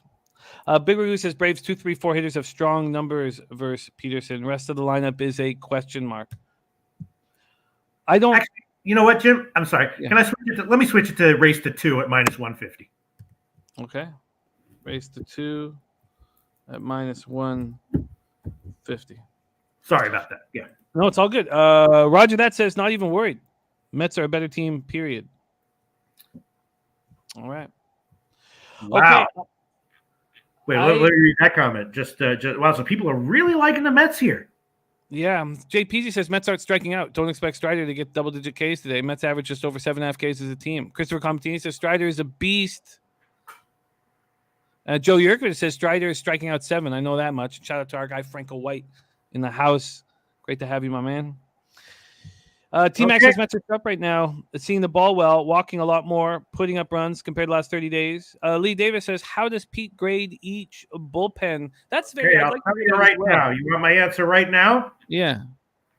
In general, let me just refresh. Well, I mean, obviously, let me see. I would say that I would put. Let me see. Where are we? Look at the numbers. Yeah. Atlanta had a great pen to start the year.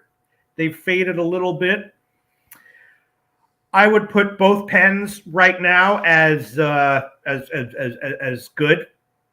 I would put both pens as good right now. I mean, I try not to put too fine a point on bullpens, and maybe I should put more of a fine point on it.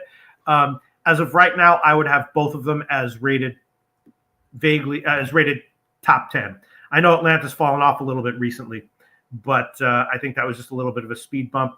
And the Mets, not elite, but I'll give them top 10 right now. I would rate both top 10. All right. Loshak is on the Braves race to 2 at -150, and he's on the Braves first 3 at -170. I'm not on anything here. Let's move on. We're going to move on to the next spot on the board, and we arrive at a couple interesting spots. First off, as you guys know, Jason Alexander is on the mound for the Milwaukee Brewers, and there's one man in our crew who will be fading young Jason Alexander, and that is none other than Ron Crawford. Spreadsheet play of the day is the Minnesota Twins.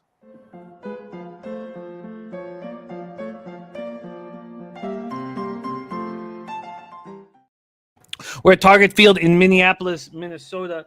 Let's go over. Oh, let me do this here for a sec. Oh, sorry. Let me move this over here. And let's get this up. There we go. Thank you, Jose. Jason Alexander going up against Josh Winder. We'll start with the weather in Minnesota. 81 Fahrenheit, 11.6 miles per hour out to right field.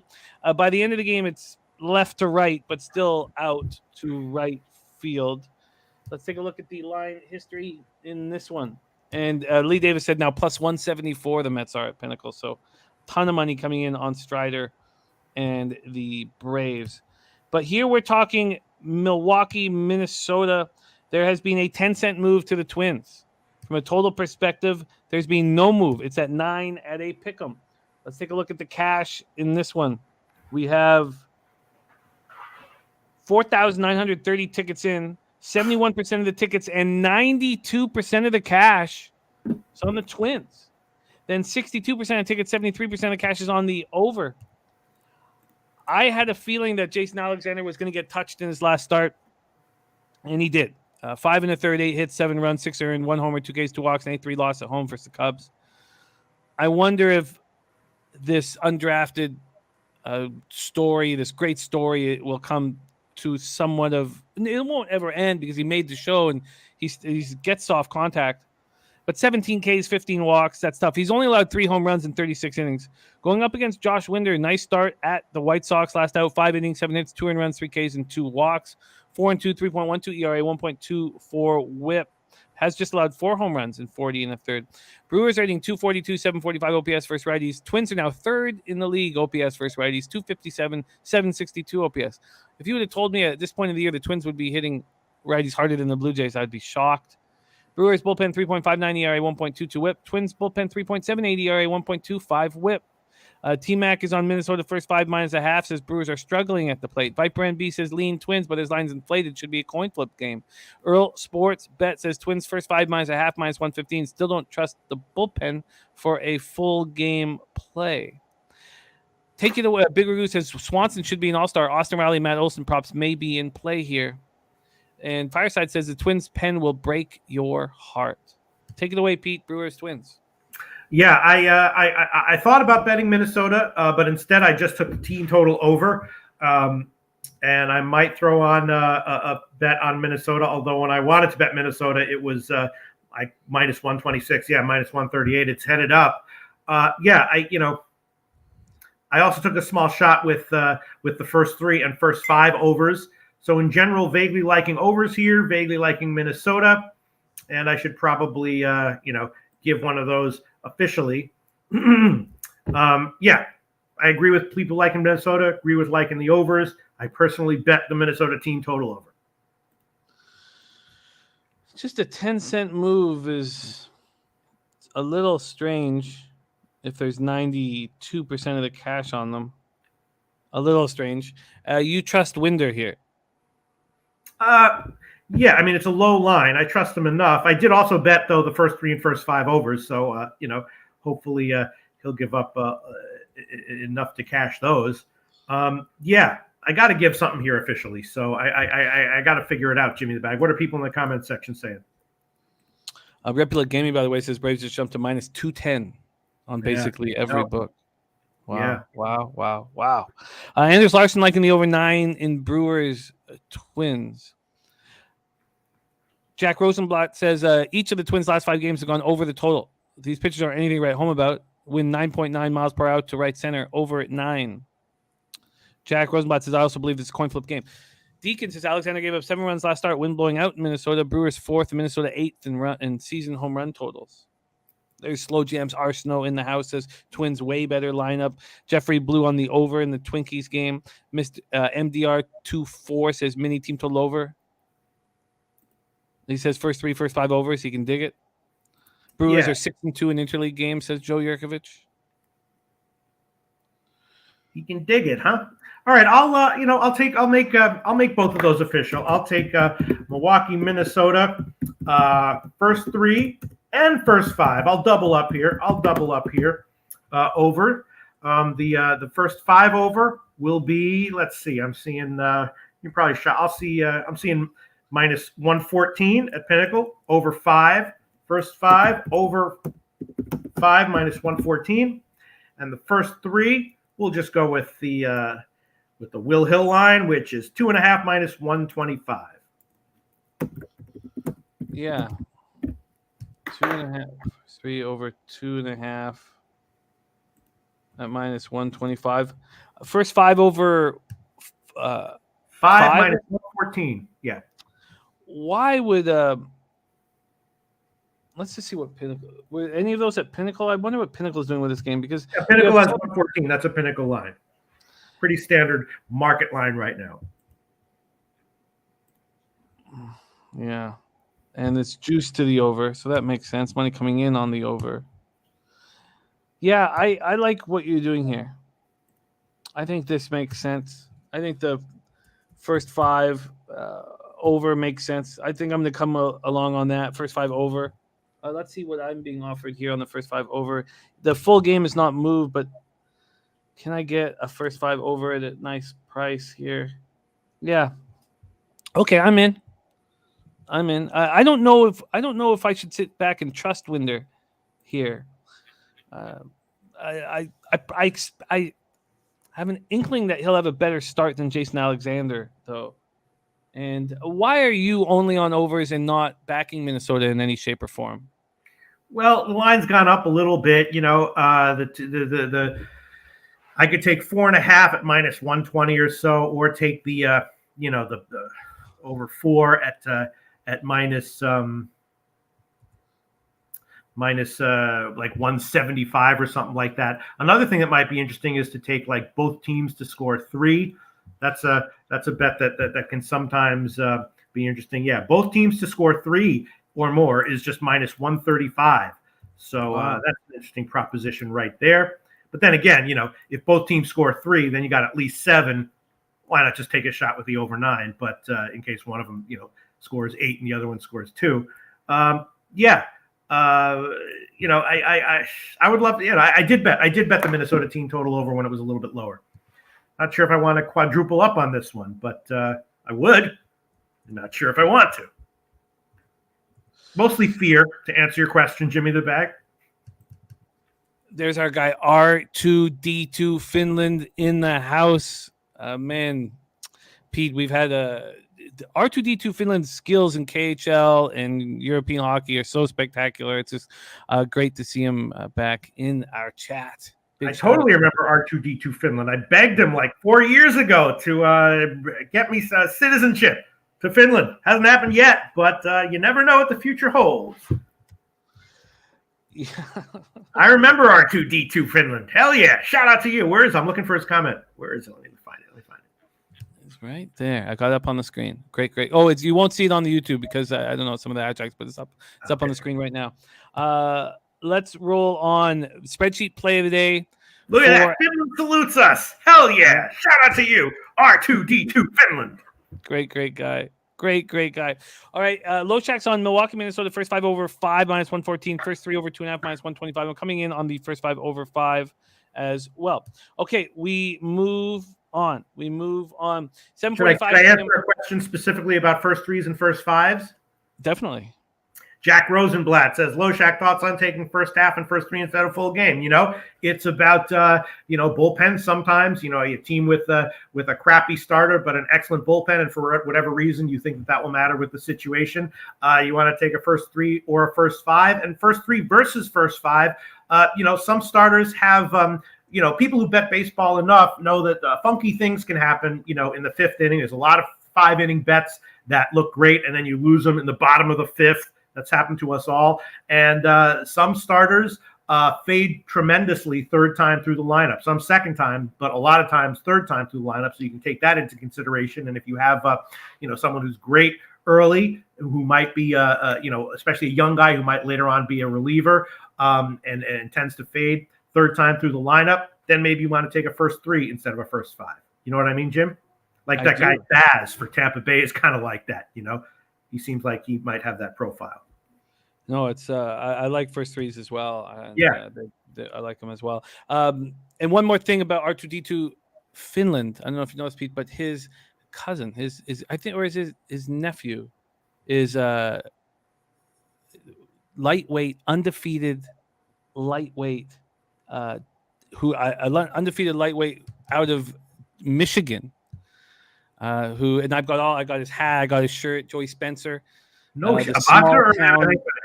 small town soldier, Joey Spencer. And, wait, it's a boxer and MMA fighter? Boxer.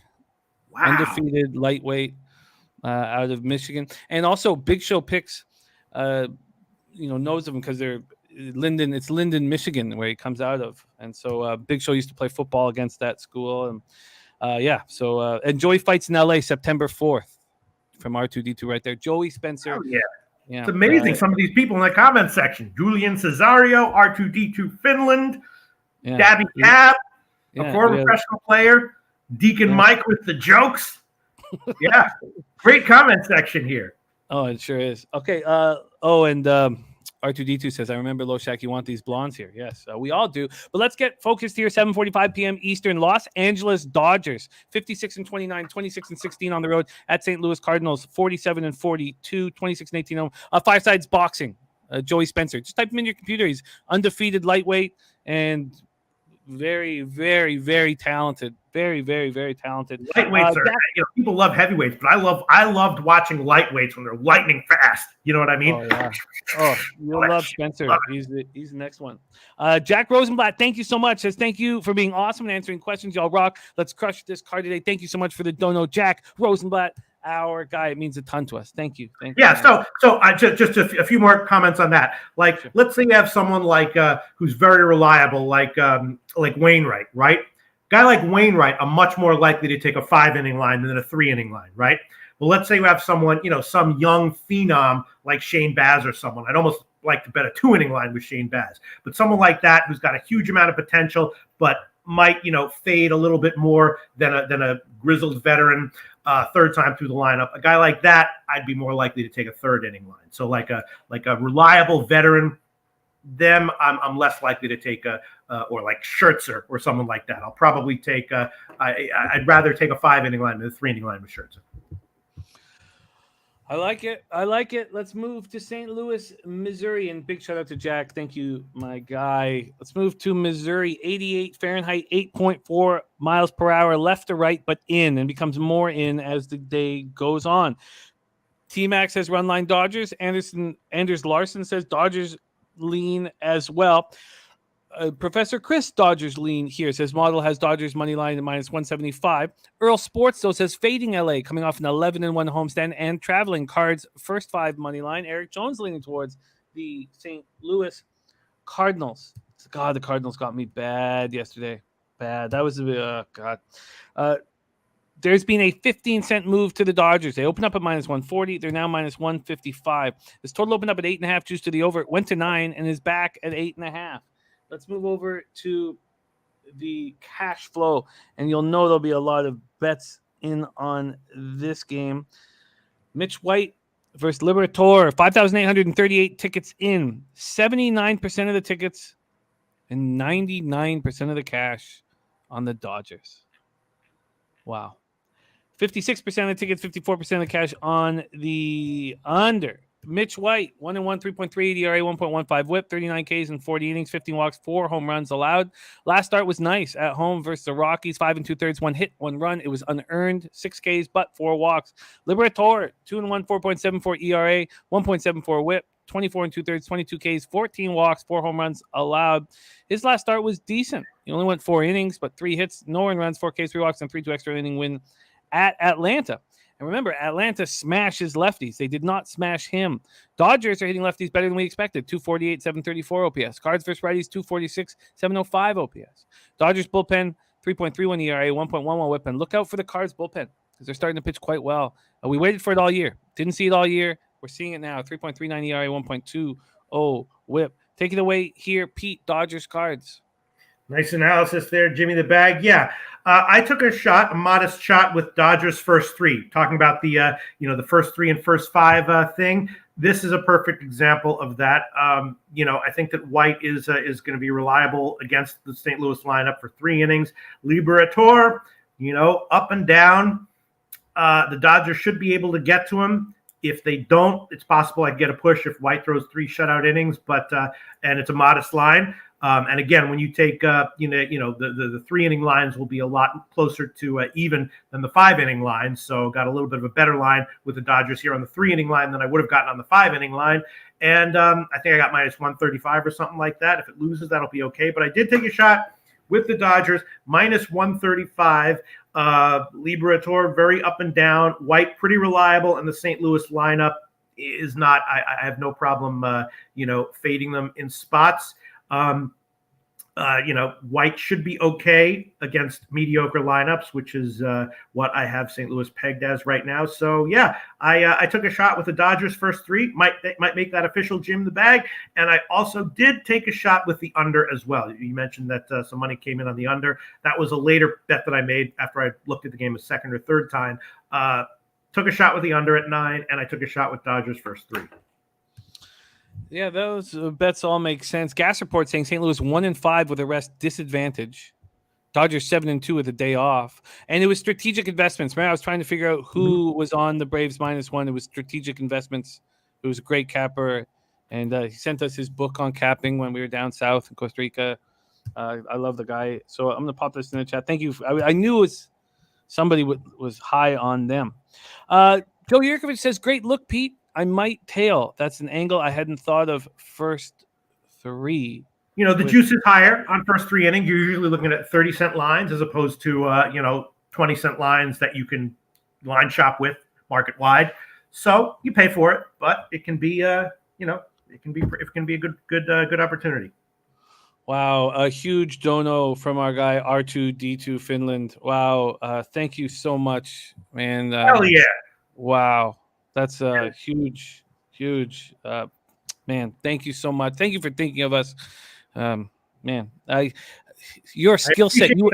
I don't mean to be ungrateful, but if you could also send a wife and citizenship from Finland, that would be great. Thank you very much, R2D2 Finland. What a guy! What a guy! Man, he brings so much to us from a capping standpoint. Giving us winners nonstop in the KHL and the Finnish Elite League, and then also here supporting the company. It just means a ton to us. R2D2 Finland, thank you, my man. Thank you. Saturated. Yes, it was a rough day. He says, let's get that fresh leche today. There's Trotwham in the house, but shout out to Trotwham. Wham bam. Strategic Investments is on WNBA, Washington -5. But one last shout out to R2D2 Finland, our guy. Thank you, man. That means a ton. So, are you going to make the Dodgers first 3 official? Yeah, I will. I mean, I talk so much shit about it, and then people are, you're going to put your money where your mouth is, your public reputation on the line? No, next game. No, I will. -145. I got it at 135, which I guess is a nice little sign there. Dodgers first 3 -145. And, I'd also have a lean to the under, but I think I'll pass on that for now. I am a little nervous seeing 99% of the cash on the Dodgers, but they're hitting lefties, and they're so streaky against lefties. Jose, could you do me a favor? Jose, could you look at what their weighted runs created against lefties are in just this month, in just the 12 days of July, or you could go back to June as well. Who are you asking about? Weighted runs. How have the Dodgers been hitting lefties of late? That's what I want. How have the Dodgers been hitting lefties of late? I can answer that for you, Jimmy the Bag. Let's see. Let's run a little. Yeah, I mean, the small sample size, but top 10. They're so streaky against lefties, and then you have Liberatore coming off the great start. I mean, it was only a 4-inning start, but he handled a team against lefties. You have the Cards coming off a big win yesterday. I get it. I do not want to pay that kind of juice, which leads me, if I was going to make the bet, it would have to be a first 5 -1/2. And what do you, Jose, what do you think here about this Dodgers card spot? It's a tough game. I don't have any overarching thoughts, but I can tell you that the Dodgers are 11th, 109 weighted runs created plus against lefties during this month. Actually, let me double check. I want to make sure I'm giving you accurate information, so I'll redo it again. Just kidding. They are 7th. I lied to you, Jimmy. I'm sorry for lying to you. That's 10 slashings. My splits range were wrong. They're 7th, 132 weighted runs created plus. So that is actually very good, 32% above average. Yeah, I'm interested. Gregory Simmons also looking at the under here. Okay. I like it. Okay, so Pete, you've moved on the first 3 -145. Thank you for those added stats. And also leaning under 9 and St. Louis team total under as well. Maybe 3.5 -105 or 4 -150. Maybe I'll give those at the end of the show. I don't know. Okay, well, we'll do a once over here. Let's move on to 8:05 p.m. Eastern. Baltimore Orioles 43-44, 18-27 on the road at the Chicago Cubs 34-52, 17-27 at home. Wrigley Field in Chicago, Illinois. We're going to start with the weather in Chicago. It is 80 Fahrenheit, 7.3 miles per hour left to right. By the 2 hours into the game, it's out to right field. But for the first hour and a half, 2 hours, it's just left to right. Then we're going to move over to the line history in this spot. Orioles, Cubbies, Lyles, Sampson, and you have the winning streak here intact, right? We have the same angle that we talked about with the Mariners. You have a winning streak or a 7+ game winning streak for the Orioles, and they're switching cities to Chicago. And you have Lyles on the mound, who is not to be trusted. There has been a 5-cent move to the Cubs. Not saying Sampson should be trusted, but a 5-cent move to the Cubs. And total wise, it opened up at 9.5, juice to the under, and has dropped to 9. It's dropped to 9. Now, that 9 at 8:37 p.m. was minus 120 to the under. Since then, there's been a 15-cent move to the over. But still, opening line was 9.5, minus 120 to the under. Now it is 9. Let's take a look at the cash flow here in this Cubbies spot. What else wrong with me? Here we go. There is slight line value to the Baltimore Orioles. Maybe a 10% line value. 6,771 tickets in. And I should also refresh this to see if that changes with the lineups and the information and the odds changing. But 36% of the tickets, 41% of the cash are on the Cubs. And then you have 51% of tickets, 92% of cash on the over. That's interesting. And with this refresh here, nothing has changed really. Actually, some of those half line values have changed. But take it away here, Pete. Orioles, Cubs. Do we fade the Orioles off this trend of fading teams after a 7-game winning streak that switches cities?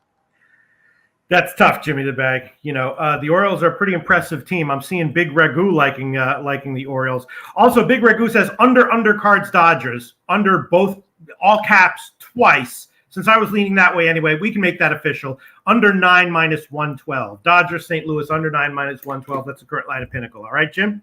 Okay, so Loshak, you're on the first 3. So Dodgers first 3. Yeah. And then you are on the full game under 9. And what was the juice? Minus 112, current line of Pinnacle. You are in, locked in. Big Show says, missed the beginning of the show. You guys got anything with the Cleveland White Sox game 1? We both passed. I don't want Bieber. I don't want Bieber as a favorite. I don't want Bieber at home. It was White Sox or no bet for me. And yeah, that's but there was a line value at one point on White Sox. There's none now. Okay, Pete. So let's move back to this spot here. Orioles, Cubbies, Jordan Lyles versus Adrian Sampson. Lyles 5-7, 4.50 ERA. He's always been tricky for me, Pete. I can't put. He's one of those guys that I want to fade him every time he starts. Mm-hmm. And then he has situations like, we know what the Angels are doing. They're not hitting, but he goes 6 innings, 5 hits, 1 earned run, 4 Ks, 2 walks. On the road, he's been abysmal. 3-5, 5.89 ERA, 279 opponents batting average. I think I just simply have to bet the Cubs here. I have to stick to this situation that's just been cashing for us. 7-game winning streak, switching cities. The line's moving slightly towards the Cubs. Sampson's last start was at the Brewers, who've been hitting righties hard, and he handled business nicely. The Cubs are hitting righties much harder than the Orioles. The biggest advantage here is the Orioles bullpen over the Cubs bullpen. But you said recently that the Cubs bullpen wasn't quite as bad as I was making them out to be. Yeah, in the beginning of the year, I don't remember what, in the beginning of the year, I had them rated very highly, and I still have in my mind. Let me just make sure I'm not. It's not. It's certainly not. I certainly wouldn't rate them as a liability. In the beginning of the year, they were super highly rated and doing great, and now they've definitely regressed back to the middle of the pack, but not a liability. And definitely, Baltimore gets a significant edge in the bullpen, but it's not like Baltimore. Yes, I would put Baltimore right now top 5. And I try not to put too fine a point on bullpens, and I probably should, but I don't. Right now, I'd have Baltimore roughly top 5, and I'd have Cubs roughly middle of the pack. Yeah, because I would look at their numbers season long and think that they were bottom 10 Cubs. So middle of the pack is important to know. And I missed this, of course, though. Thank you, Joe. We have 3 teams now. We've not had this all year. 3 teams on 7-game plus winning streak switching cities, because the Dodgers are included in that. Wow. Thank you for that.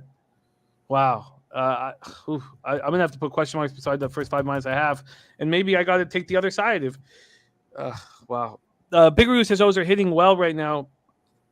What do you, if anything, plan to do with this Orioles Cubs game, Pete? Well, first of all, I think Austin Hayes has a wrist injury. That's not great, right?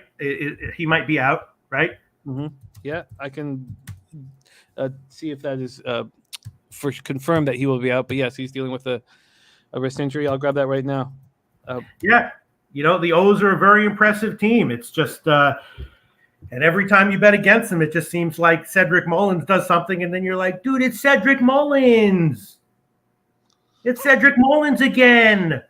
You can't escape him. You have no idea what I'm referring to there, Jimmy the Bag, do you? I don't have any idea. He knows. You can't escape him, You Jim. can't escape him.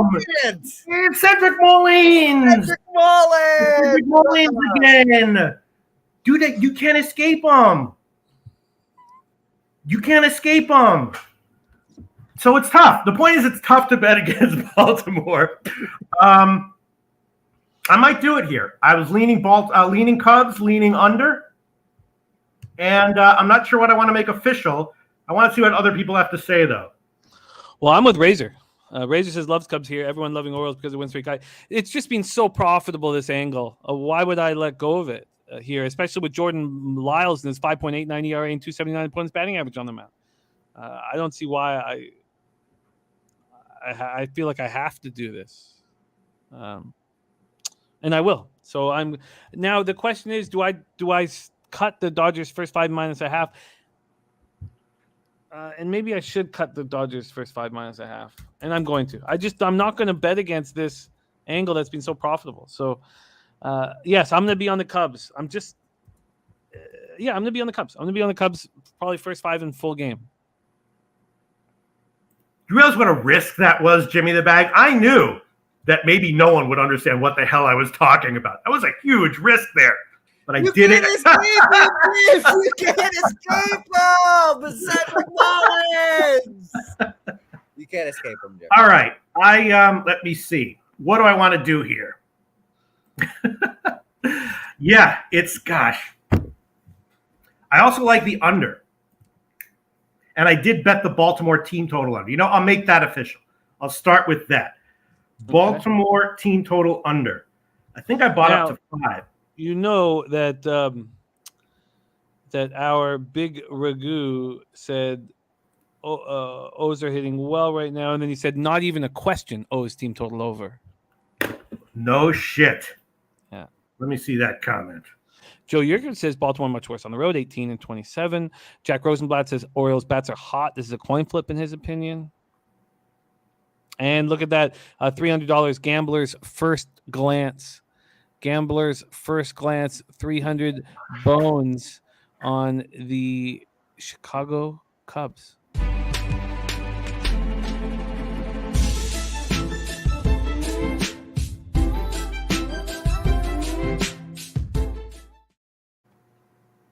Man, this is tough. Jeez. Not even wow. Jeez. Leaning Cubs, leaning under, but big Ragu, the run line people, number 1 in the league. Damn. All right, what are you going to do, Jim? I'm taking the Cubs. I'm taking the Cubs first 5 full game, doubling up. Big now Ragu. Jordan Lyles can get me again, but I'm going to fucking dare him. Big Ragu was like, I'm not even going to post in all caps. I'm just going to type, not even a question. O's team total over. Gregory Simmons, got to go with the O's. Anders Larson took the Cubs money line to end Baltimore's streak. Fuck, I bet the Baltimore team total under earlier today, Jim. Because we want to talk with Samson. I think that I must bet against all 3 teams that are on 7+ winning streaks. I have to. And look, I know that Dodgers first 3 year on with Mitch White, but it's just this is a winning formula, and if I have 3 opportunities to do it, that all these teams that have won 7 straight are favorites.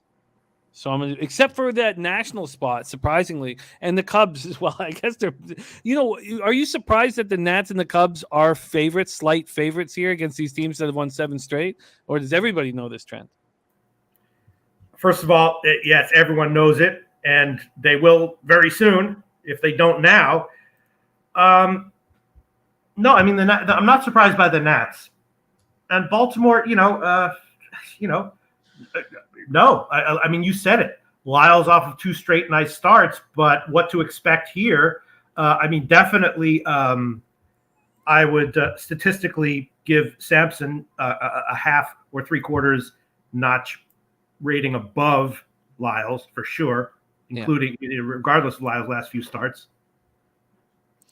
So, MDR24 says, Loshak, your crazy rating would go up with 3 more locks on that door, 2 chains, and another bolt. Yes, and Deacon Mike said that I should approach LMAX, give me a 6th free lock on the door. Hell yeah, I hear you. I'll do whatever you guys want to that door to make you laugh. Man, this is a tough one. All right, I guess I'll pass. Oh, wow. So you're not going to move on the Orioles team total under? If Big Regu hadn't posted what he posted, I probably would have, but now I'm not going to. And now I do the same thing with many cappers in the chat. When they have a thick feeling about something, I just why go up against it?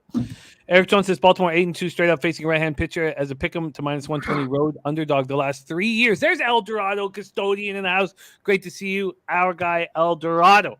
All right, well, I'm moving on the Cubs.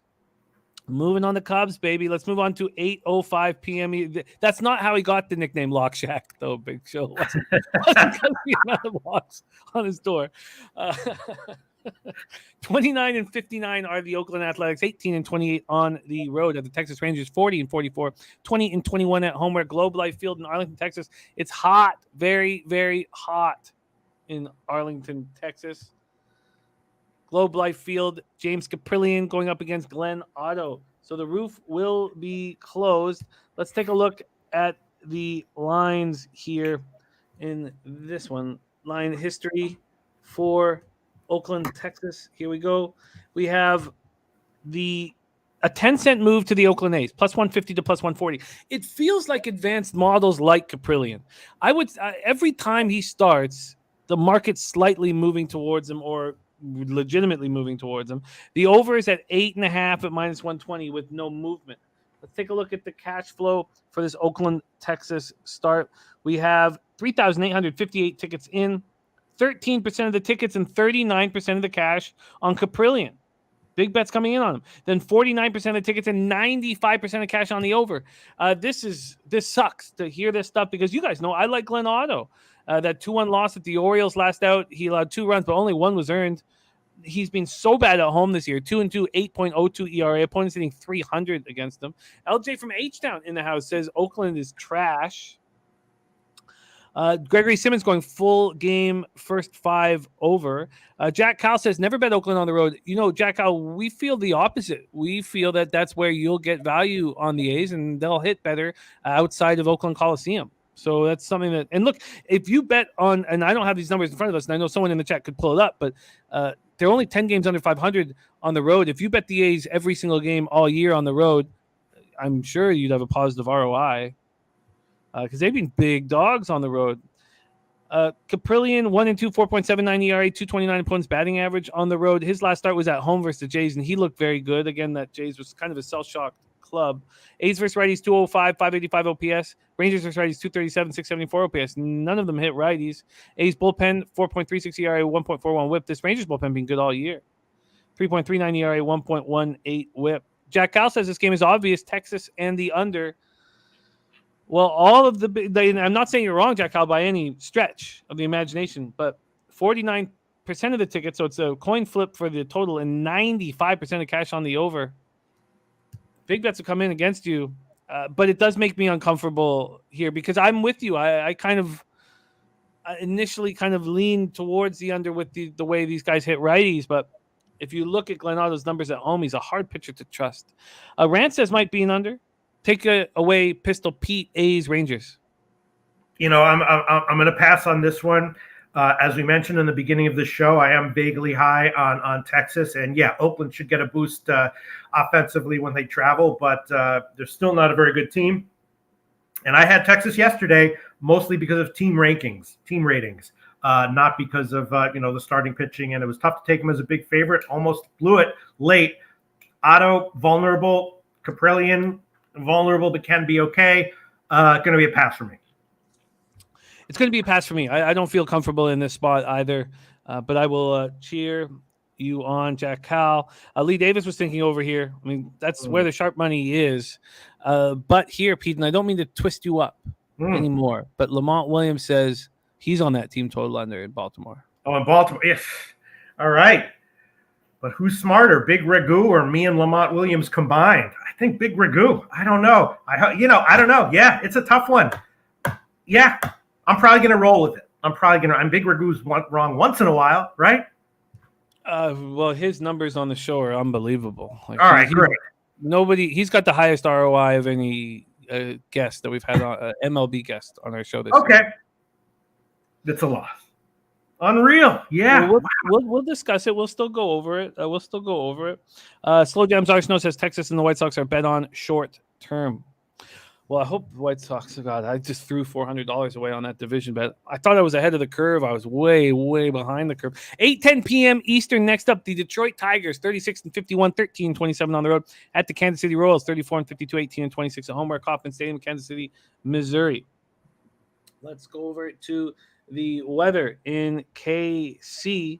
86 Fahrenheit, 7.3 miles per hour in. Does die down to 4.5 miles per hour. Let's move over to the line history in Detroit, KC. Here we go. Look at Big Ragu. Give me the bag. Go ahead. What, Jim? He's a class act, Ragu. You know, he never.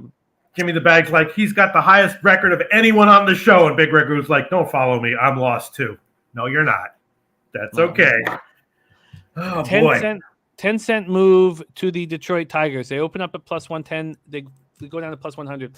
So we have Dabby Cab, pitcher at Texas Tech, and we have Hunter Engelhart, who's also a Div 1 pitcher.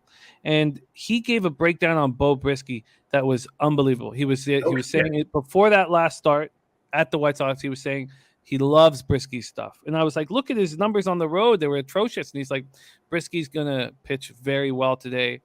He backed Brisky, and Brisky almost threw the no, right? Brisky didn't allow a hit till like the 6th or 7th inning. I can't remember exactly when, but it was a spectacular breakdown by Hunter Engelhart, who you'll see more on the show.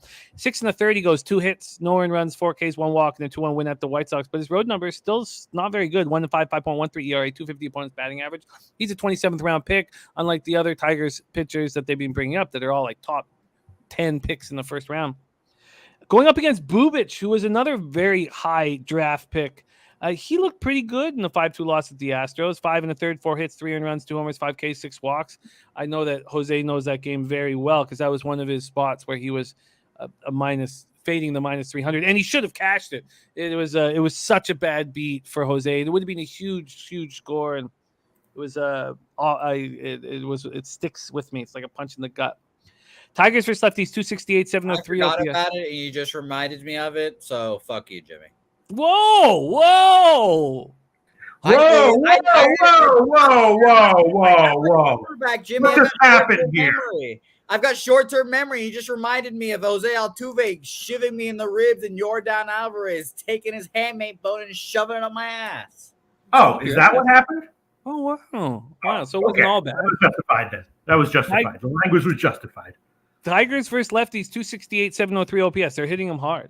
Royals versus righties, 242, 675 OPS. This Tigers bullpen, 3.05 ERA, 1.19 whip. Royals bullpen, you know, it's funny. The Royals bullpen is bad numbers, but when I see these guys come on, like the eye test, like they seem to pitch well whenever I need them to pitch poorly.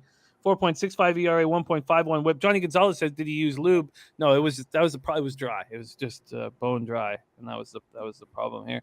Taking away here, Pete Brisky, Bouquett, and did I give all? No, I guess I didn't give the line history in this spot.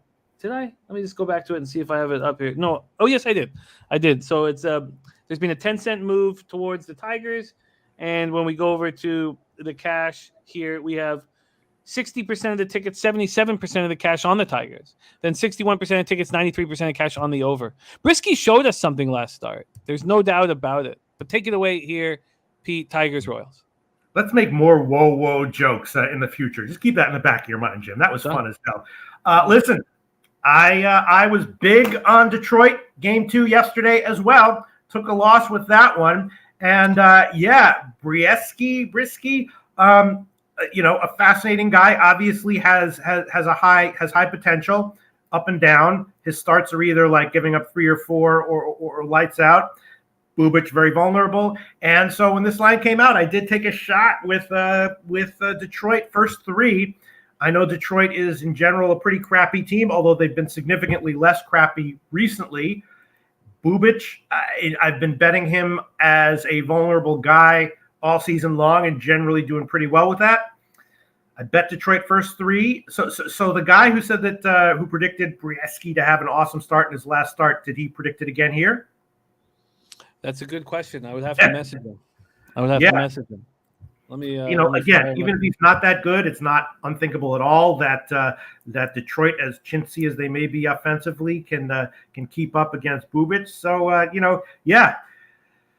got burned with Detroit yesterday on game 2, but I like him again here. And KC also has a crappy bullpen, so I wouldn't mind betting against them full game. But let's just start with first 3. I'll make that official. Detroit first 3 minus 105. Might double up with something else, but to start, just Detroit first 3 minus 105. Tigers first 3 minus 105. God, I want to jump in again, but I just got this recency bias of the Royals hurting me badly yesterday. The Royals have they're like somewhat similar to Pittsburgh. They have some life to them, some young guys. Obviously, that guy Bobby Witt is supposed to be great, and then they brought up Vinny Pasquantino, who's been great so far. They've got a bunch of young guys who have been reasonably productive. I mean, their lineup, I'm sure, in general, will be at least a half notch better overall on paper than Detroit, but I'm going to take a starting pitching matchup favoring Detroit here.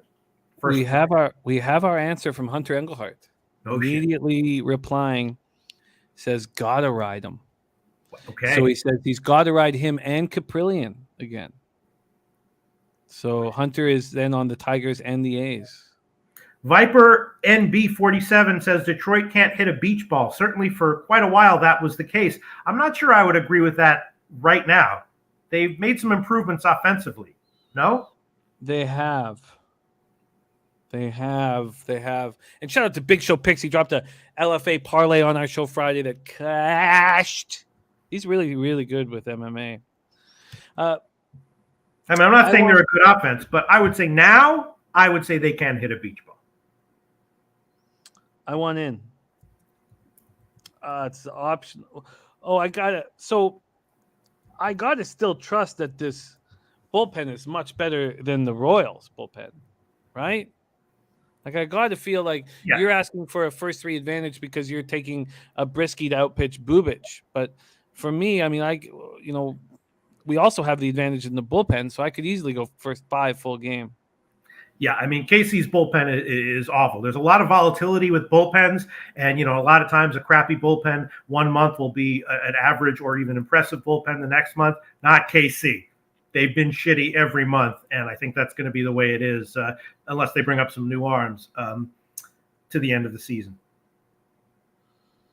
Huh. Okay. So, Pete, you're on the Tigers first 3 minus 105. I think I'm going right back to this horrific well that hurt me badly last time. I'm taking Brisky and the Tigers first 5 in full game. Okay. Big Ragoo says game screams and over. No Merrifield going to hurt KC. Low total. Both teams versus righties are bad. Either under or Tiger look. Tim Montana BX is not enough value for Detroit. They suck. They do. Yep. Billy Friedrich says Bubic's numbers were decent versus Astros, but Astros were barreling up on them, just right at fielders. I heard that from a few different people, Billy. But I when I started watching the game, it was just late in that got to be in like the third or fourth inning. I started watching it when they had that boneheaded base running mistake and Jose was losing his shit, and then I started watching it. All right, let's move on to. So I'm going to move on the Tigers again. God. We'll move on to 8:40 p.m. Eastern. So we have 3 games left on this card, and then we will put a bow on this show. We have 8:40 p.m. Eastern. San Diego Padres 50-38, 27-18 on the road at the Colorado Rockies 38-49, 23-22 at home. We're Coors Field in Denver, Colorado. Urethra pitched well yesterday. He pitched well enough for us to cash, and I did not cash. And if it was very frustrating day yesterday, dude. 92 Fahrenheit, so it's hot today in Colorado. It wasn't hot yesterday. 92 Fahrenheit, 7.2 miles per hour out to right field. Dies down to 6.9. It is hot in Colorado. Let's move over to the line history here in Colorado. Clevenger versus Austin Gomber. There's been a 5-cent move to the Padres. Just 5 cents. This total opened up at 11.5. It's dropped to 11. So let's go over to the cash flow and see if it all follows suit here. 4,539 tickets in. 75% of the tickets, 85% of the cash on the Padres, but only a 5-cent move towards them. Fishy.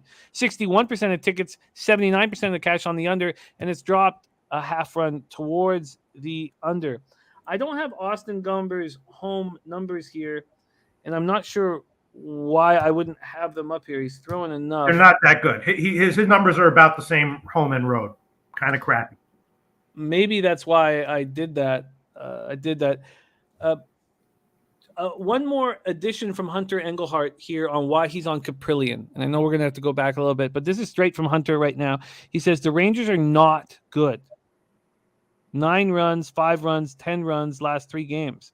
This number with Cap, I think, should be 4, and I think those last 3 games inflated this to 4.5. So if I can get under 4.5 for plus money with the way Cap looked last 2 times out, hitters hitting 190 off him, I'm all about it. Hunter, how lucky are we, Jimmy the Bag? Hell yeah! Man. Shout out to Hunter Engelhart, wherever you may be right now. Wow. Okay, but back. So I'm gonna have to go back to that spot here once we do the full run through. Let's talk about Gomber, though. And R2D2 Finland says Gomber allowing 3, 4, and 1 runs the last 3 games. 4-3 win at Arizona. He was last out. 5 innings, 6 hits, 3 earned runs, 1 homer, 5 Ks, 1 walk, and a 4-3 win at Arizona. I thought that he'd been lit up by Arizona the game before that, but maybe it was just 4 runs. For some reason, I thought that he'd been touched because it was Gomber Keuchel were facing the same lineups back to back. I have to double check that.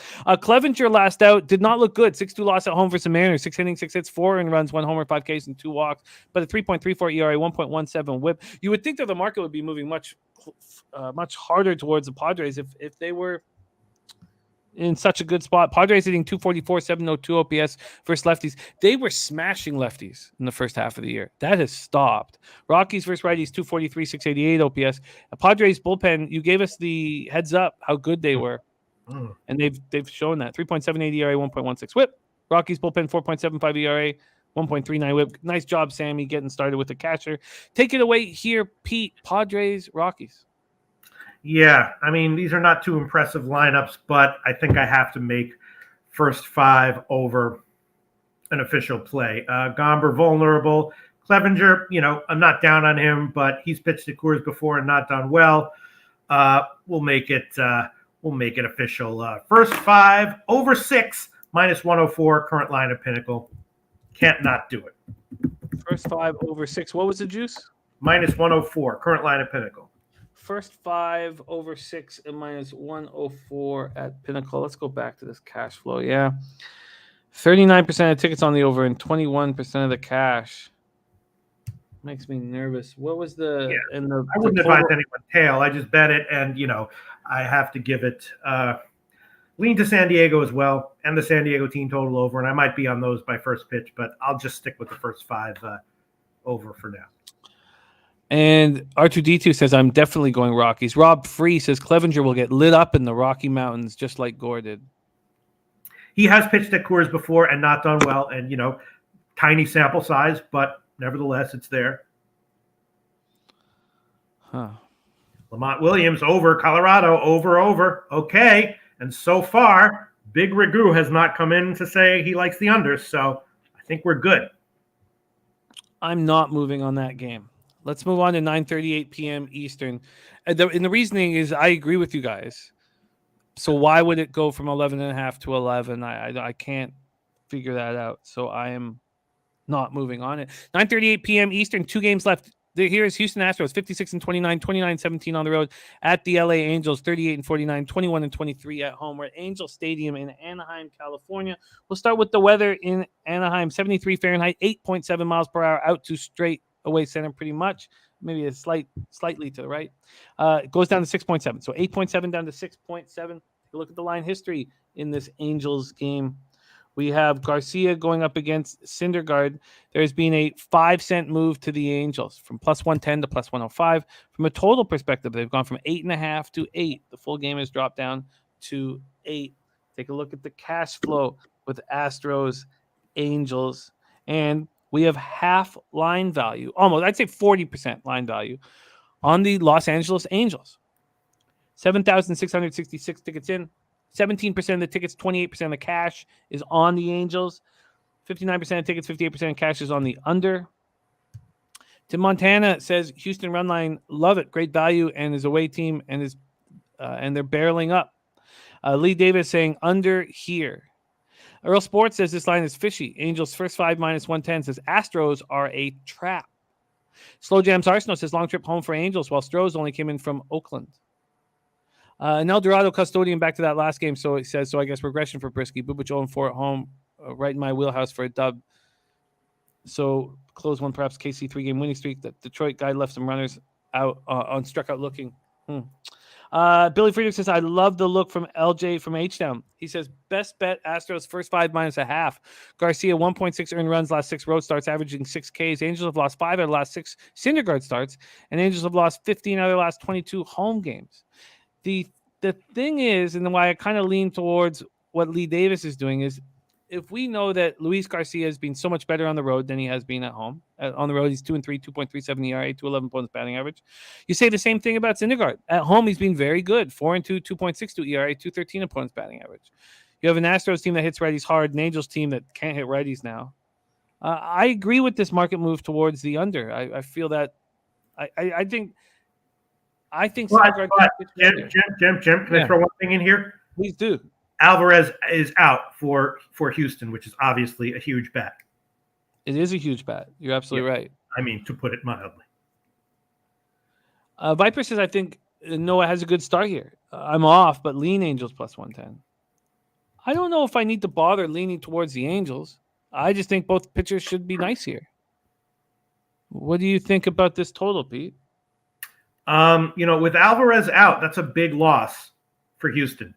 So without Alvarez, they got Tucker, Altuve, Bregman. Throwing Alvarez in that mix makes them awesome. Maybe they're still awesome, but that's a huge loss. And, the Angels can tell you got fucking Ohtani, Trout, and Taylor Ward, and you're losing 9 out of 10. I might have a bet on this by first pitch. It's going to be a pass for me. Syndergaard is not what he once was, but he's certainly not an auto fade. He's okay. Garcia, a bit of a wild card. A lot of low confidence with my forecasting of what to expect from him. Alvarez being out is a big monkey wrench. Pass for me. Throws a big monkey wrench into it. Mike M. Alvarez being out is a big monkey wrench. Whatever that saying is, you know what I'm trying to say here. Yeah, monkeys love wrenches, something like that. Right. Pimp Slap play of the day, Houston under 4 first 5. And Pimp Slap play of the day has been running nice. Really? I want it. Wow, really? I get that at plus 105. Nice little plus line. I like it. I like it. I like it. And then, Jack Rosenblatt not trusting the Angels offense, which is fair. If I had the free play, I'd probably move on the Angels, but I don't trust their offense either. I'm going to roll with Pimp. Play of the day, first 5 under 4? Yeah. I mean, I don't necessarily trust either of these starters, and Houston does still have a good lineup without without Alvarez, and the Angels suck, but they do still have Ward and Trout and Ohtani. Okay, I'm not disagreeing. I'm just surprised that he would label it, instead of like mild lean, first 5 under 4, pimp slap play of the day, first 5 under 4. Okay, hope you cash. I'm not going to be on the other side. LJ liking it too. Abel Alvarez thinking about that first 5 Angels. I get it. There's Ricky Levine in the house, says, don't waste your money on this Angels team, and says, hey, yeah. Jack Cal saying public loves the Angels because of Ohtani and Trout. Of course. Doesn't mean shit. Right. Jack Rosenblatt says, last 4 night games for Astros gone over. I'd be sweating for any unders. I mean, I was before, when I was looking at this game a few days ago, I was like, I'm going to be on Houston here. But then with Alvarez out, I was like, well, I'll wait. All right. Let's roll on. But Big Ragu is telling you Clevenger versus Rockies, 4 innings, 4 runs, and 2 innings, 2 runs. 9 ERA for Clevenger against the Rockies. RTG2 thinking about the Astros Angels no-run first inning. The reason why I don't want the no-run first inning is because those are for the Angels, you get through that first inning and then that's the only chance the Angels have is that top of the order. I mean, look at who's in that lineup. I mean, it's a pretty weak lineup once you get through the beginning of it. All right, last game on the board. Dallas Keuchel on the hill for the Diamondbacks. Had this been a few years ago, I would already be on the San Francisco Giants. But I'm not saying I know better or anything like that, but I was very interested in what the market would do with this game.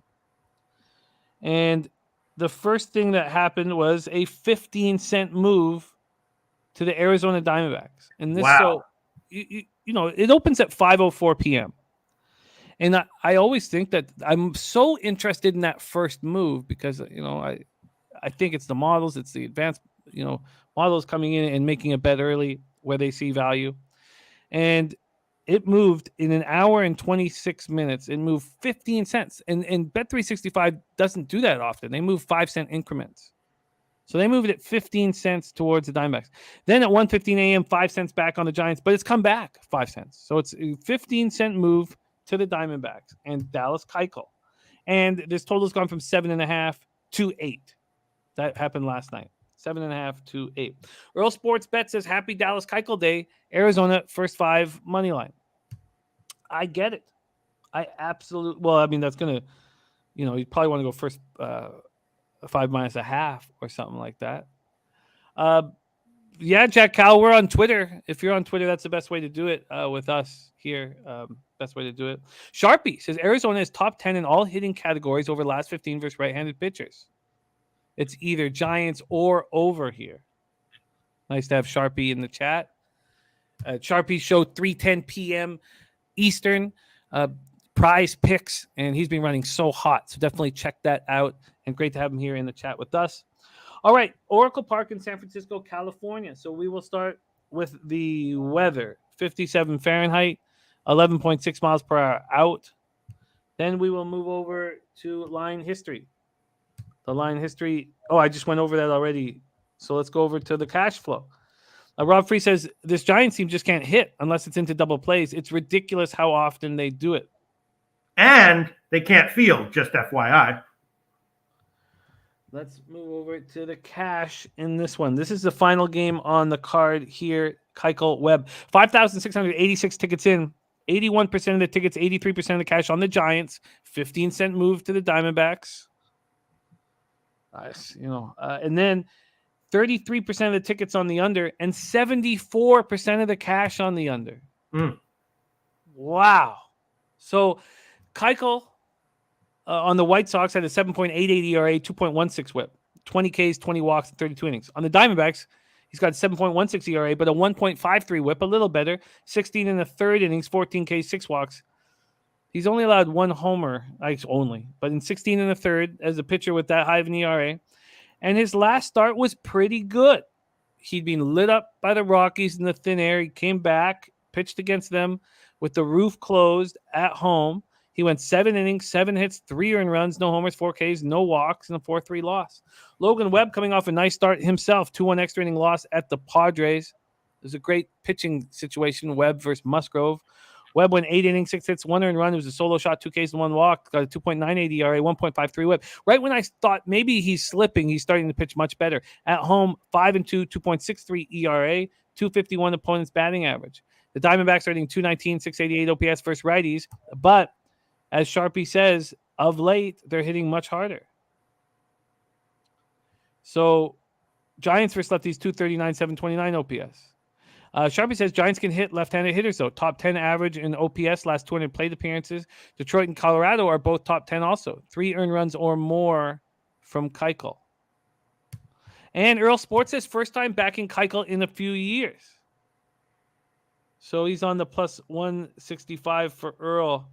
I think I had that wrong in my head when I was looking at your beginning of that. I was thinking that you were on the other side. But he is backing Keuchel here. Both bullpens are struggling. The Diamondbacks bullpen's been pitching a little better, and the back end with Melanson is pretty trustworthy. Take it away here, Pete. Last game on the board, and this one is so interesting. Yeah, Keuchel, Webb. I guess I'm gonna have to pass here. You know, if you gave me Giants minus 120, I might take a shot with Giants first 5 or something like that. But they're an overvalued team. They're lethargic. They talk about it in the locker room after the games. They're tired. There's something wrong with them. Their fielding numbers are terrible. I was a little late to the party as far as realizing how bad the Giants were going to be this year. So I've gotten burned a few times this year taking them. There's no way I'll take them at this line. At the same time, there's no way I'll take Keuchel. There probably is an edge here one way or another, and to whoever can find it, congratulations. It's going to be a pass for me. We weren't late to the party. Nut Flush Allen told all of us, bet the Giants team total under as soon as it's available. As soon as it's available. And I made at the beginning of the year? Oh, yeah. But in the offseason, he was like, as soon as it comes out, bet the under. He was hammering it to all of us. We all bet it. And it's one of the bigger future bets I've made. Biggest one so far this year in baseball, for sure. I got to get back. I got to get on Twitter. It's not a cesspool. It's awesome. Yeah, I mean, you're only on it for sports, right? You're only on it to cap sports with your friends. That's the only reason why I'm on it. Yeah, so we're all on it for it. It's 80. It opened up at 88, I want to say. I didn't get until 87 and a half, under 87 and a half. Jack Rosenblatt says Giants overvalued and can't trust Keuchel. Bruce Hayward said there's no way in hell you can back Keuchel here. Giants spot all day. I get it, but I've done this long enough to know that when everybody's on the Giants and the market move is towards the other side, it's a very dangerous, fishy situation. So Giants run line for Lamont Williams, Giants run line for Anders Larson, Giants run line for Bruce Hayward. And I get it, but I'm not going to be on it. Pistol Pete, that is every game broken down. Let's review all action here. Again, Trenton Claxton gave us Dallas first half over 81 in WNBA, and he's very strong. Lamont Williams gave us his max bet parlay, and it's Bieber K's over 6.5, Yankees money line, and San Francisco Giants run line. The first game at 1:10 p.m. we stayed off, and the second game of that double dip we have not moved on yet. What is the score in that game on right now? I should see what's happening there, and I'll pull that up here. Low scoring. No score in the third. No score in the third in this Davis Martin Bieber start. Okay.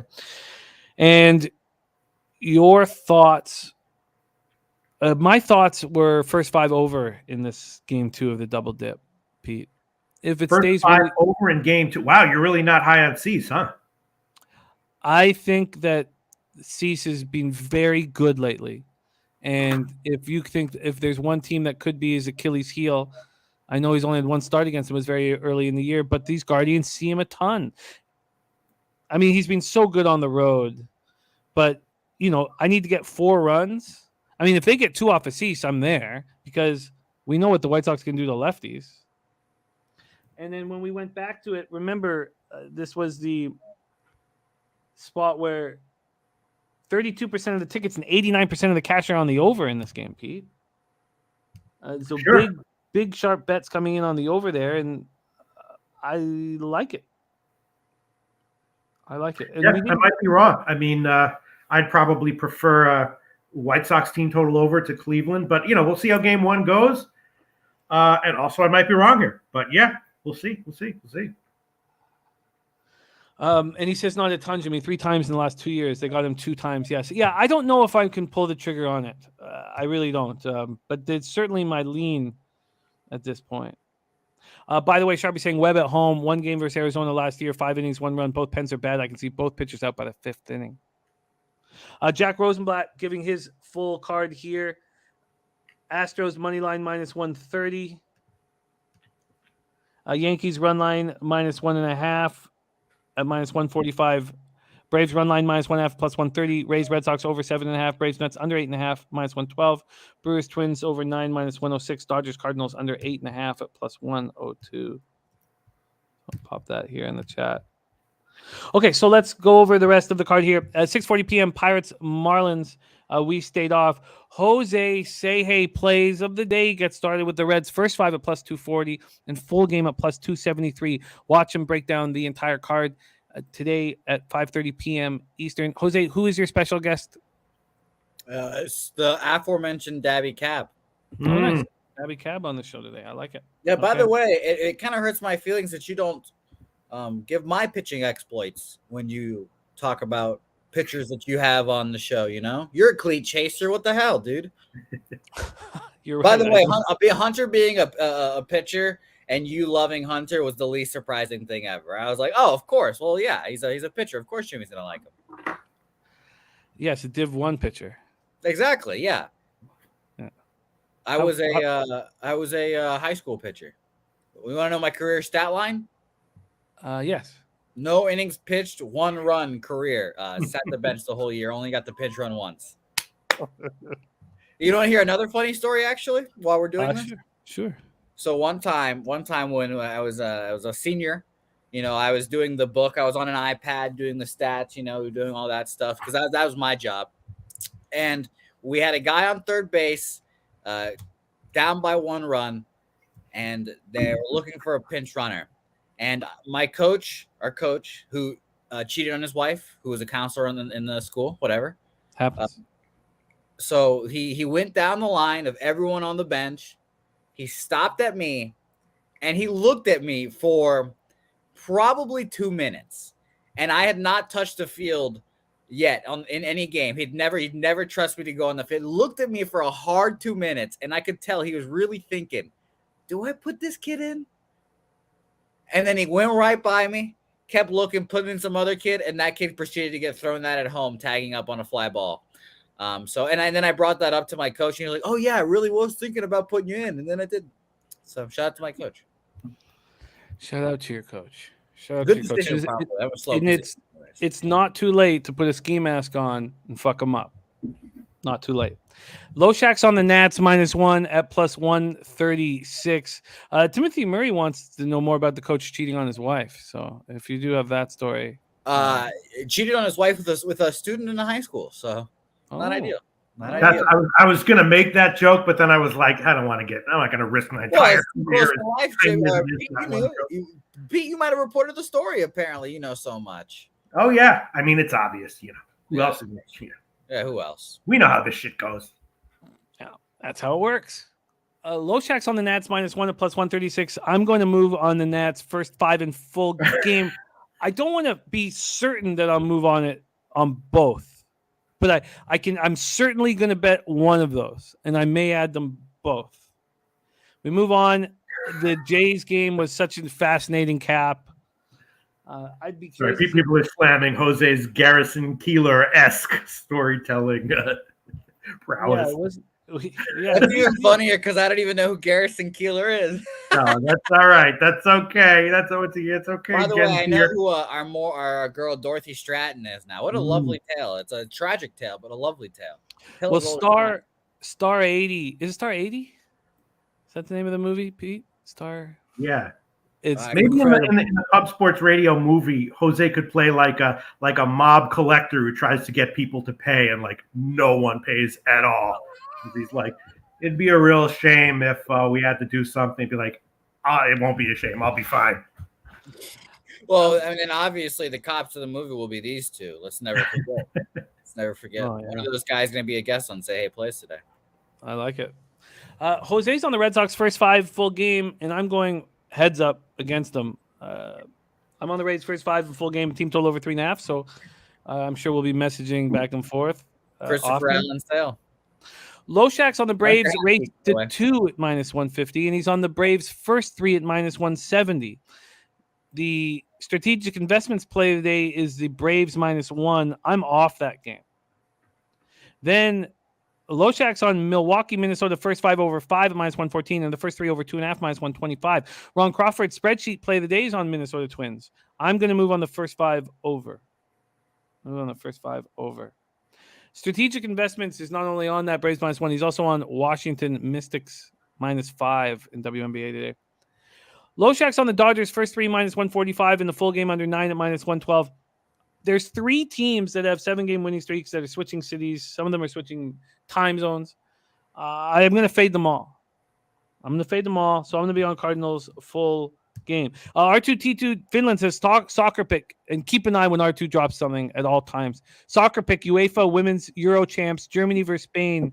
He's taking Germany at +188. Got it.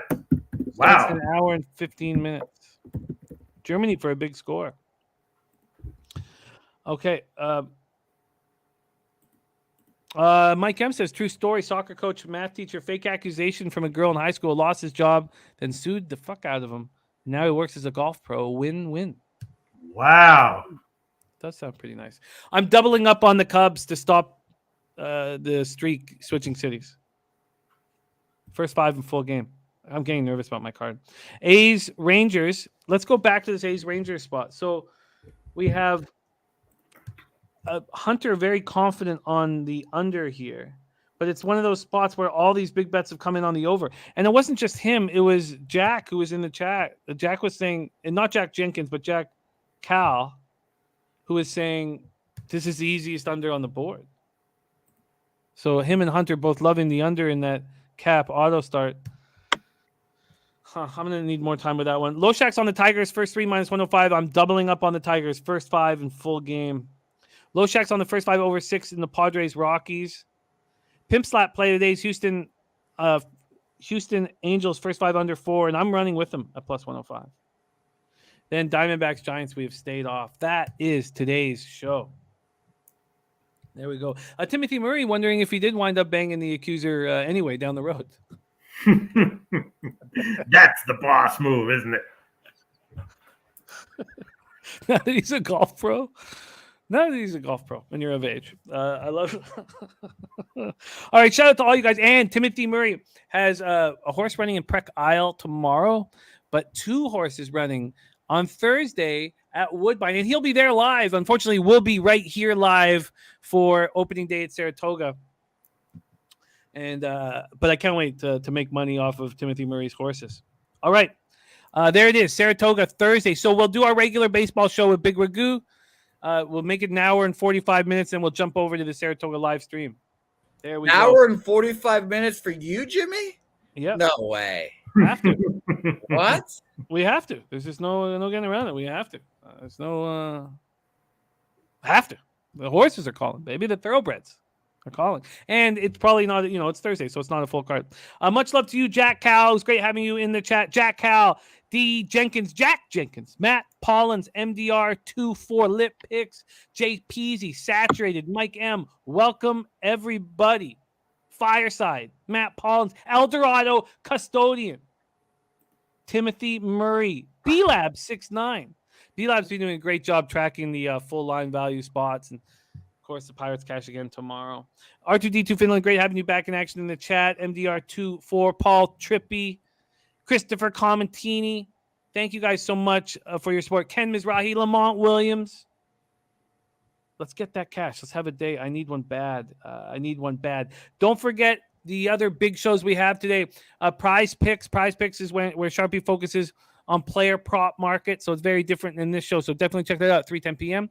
Then we have at 5:30, Say Hey. Oh, we have Daily Sesh at 4:20 p.m. 4:20 p.m. Daily Sesh with Dabby, Cab, and Dutch Boy Fresh.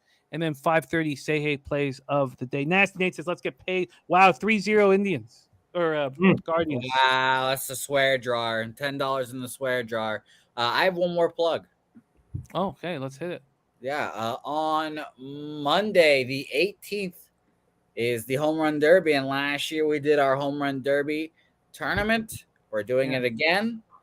I think I'll be hosting it, and then I'll fuck off for the next 2 days. But I will be probably hosting it. I'm still finalizing a list of competitors.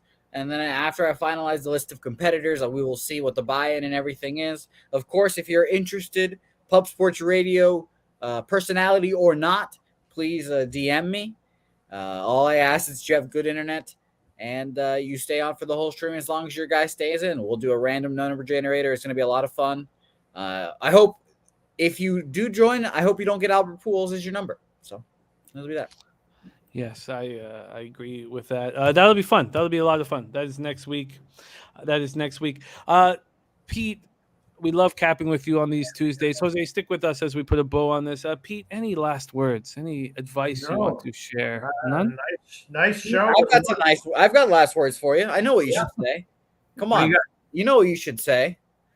Come on. Germany team total over. Oh, you want to do the Cedric Mullins thing? It's Cedric Mullins. You can't escape him. Dude, it's Cedric Mullins again. It's Cedric Mullins. You can't escape him. That's Cedric Mullins again. You can't escape him. Okay, why don't we close with that one titty punch, and put a bow on it. Have you seen this, Pete? No, let me see. Let me set it up. Jose's announcing a Foxy Boxing. One of the fighters has a titty fall out of her shirt, so all she's trying to do is put that titty back in her shirt. And what happens? Oh boy! Do we call it black? I knew it. I told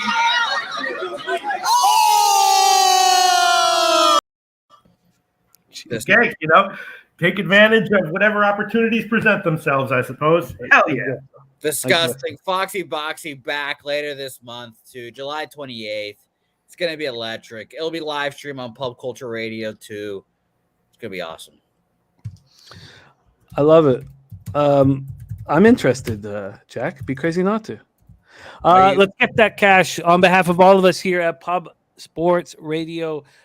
Great job producing as always, Jose. I love capping with you, Pistol Pete, Loshak. We have nothing without this great crew in the chat. Thank you, guys.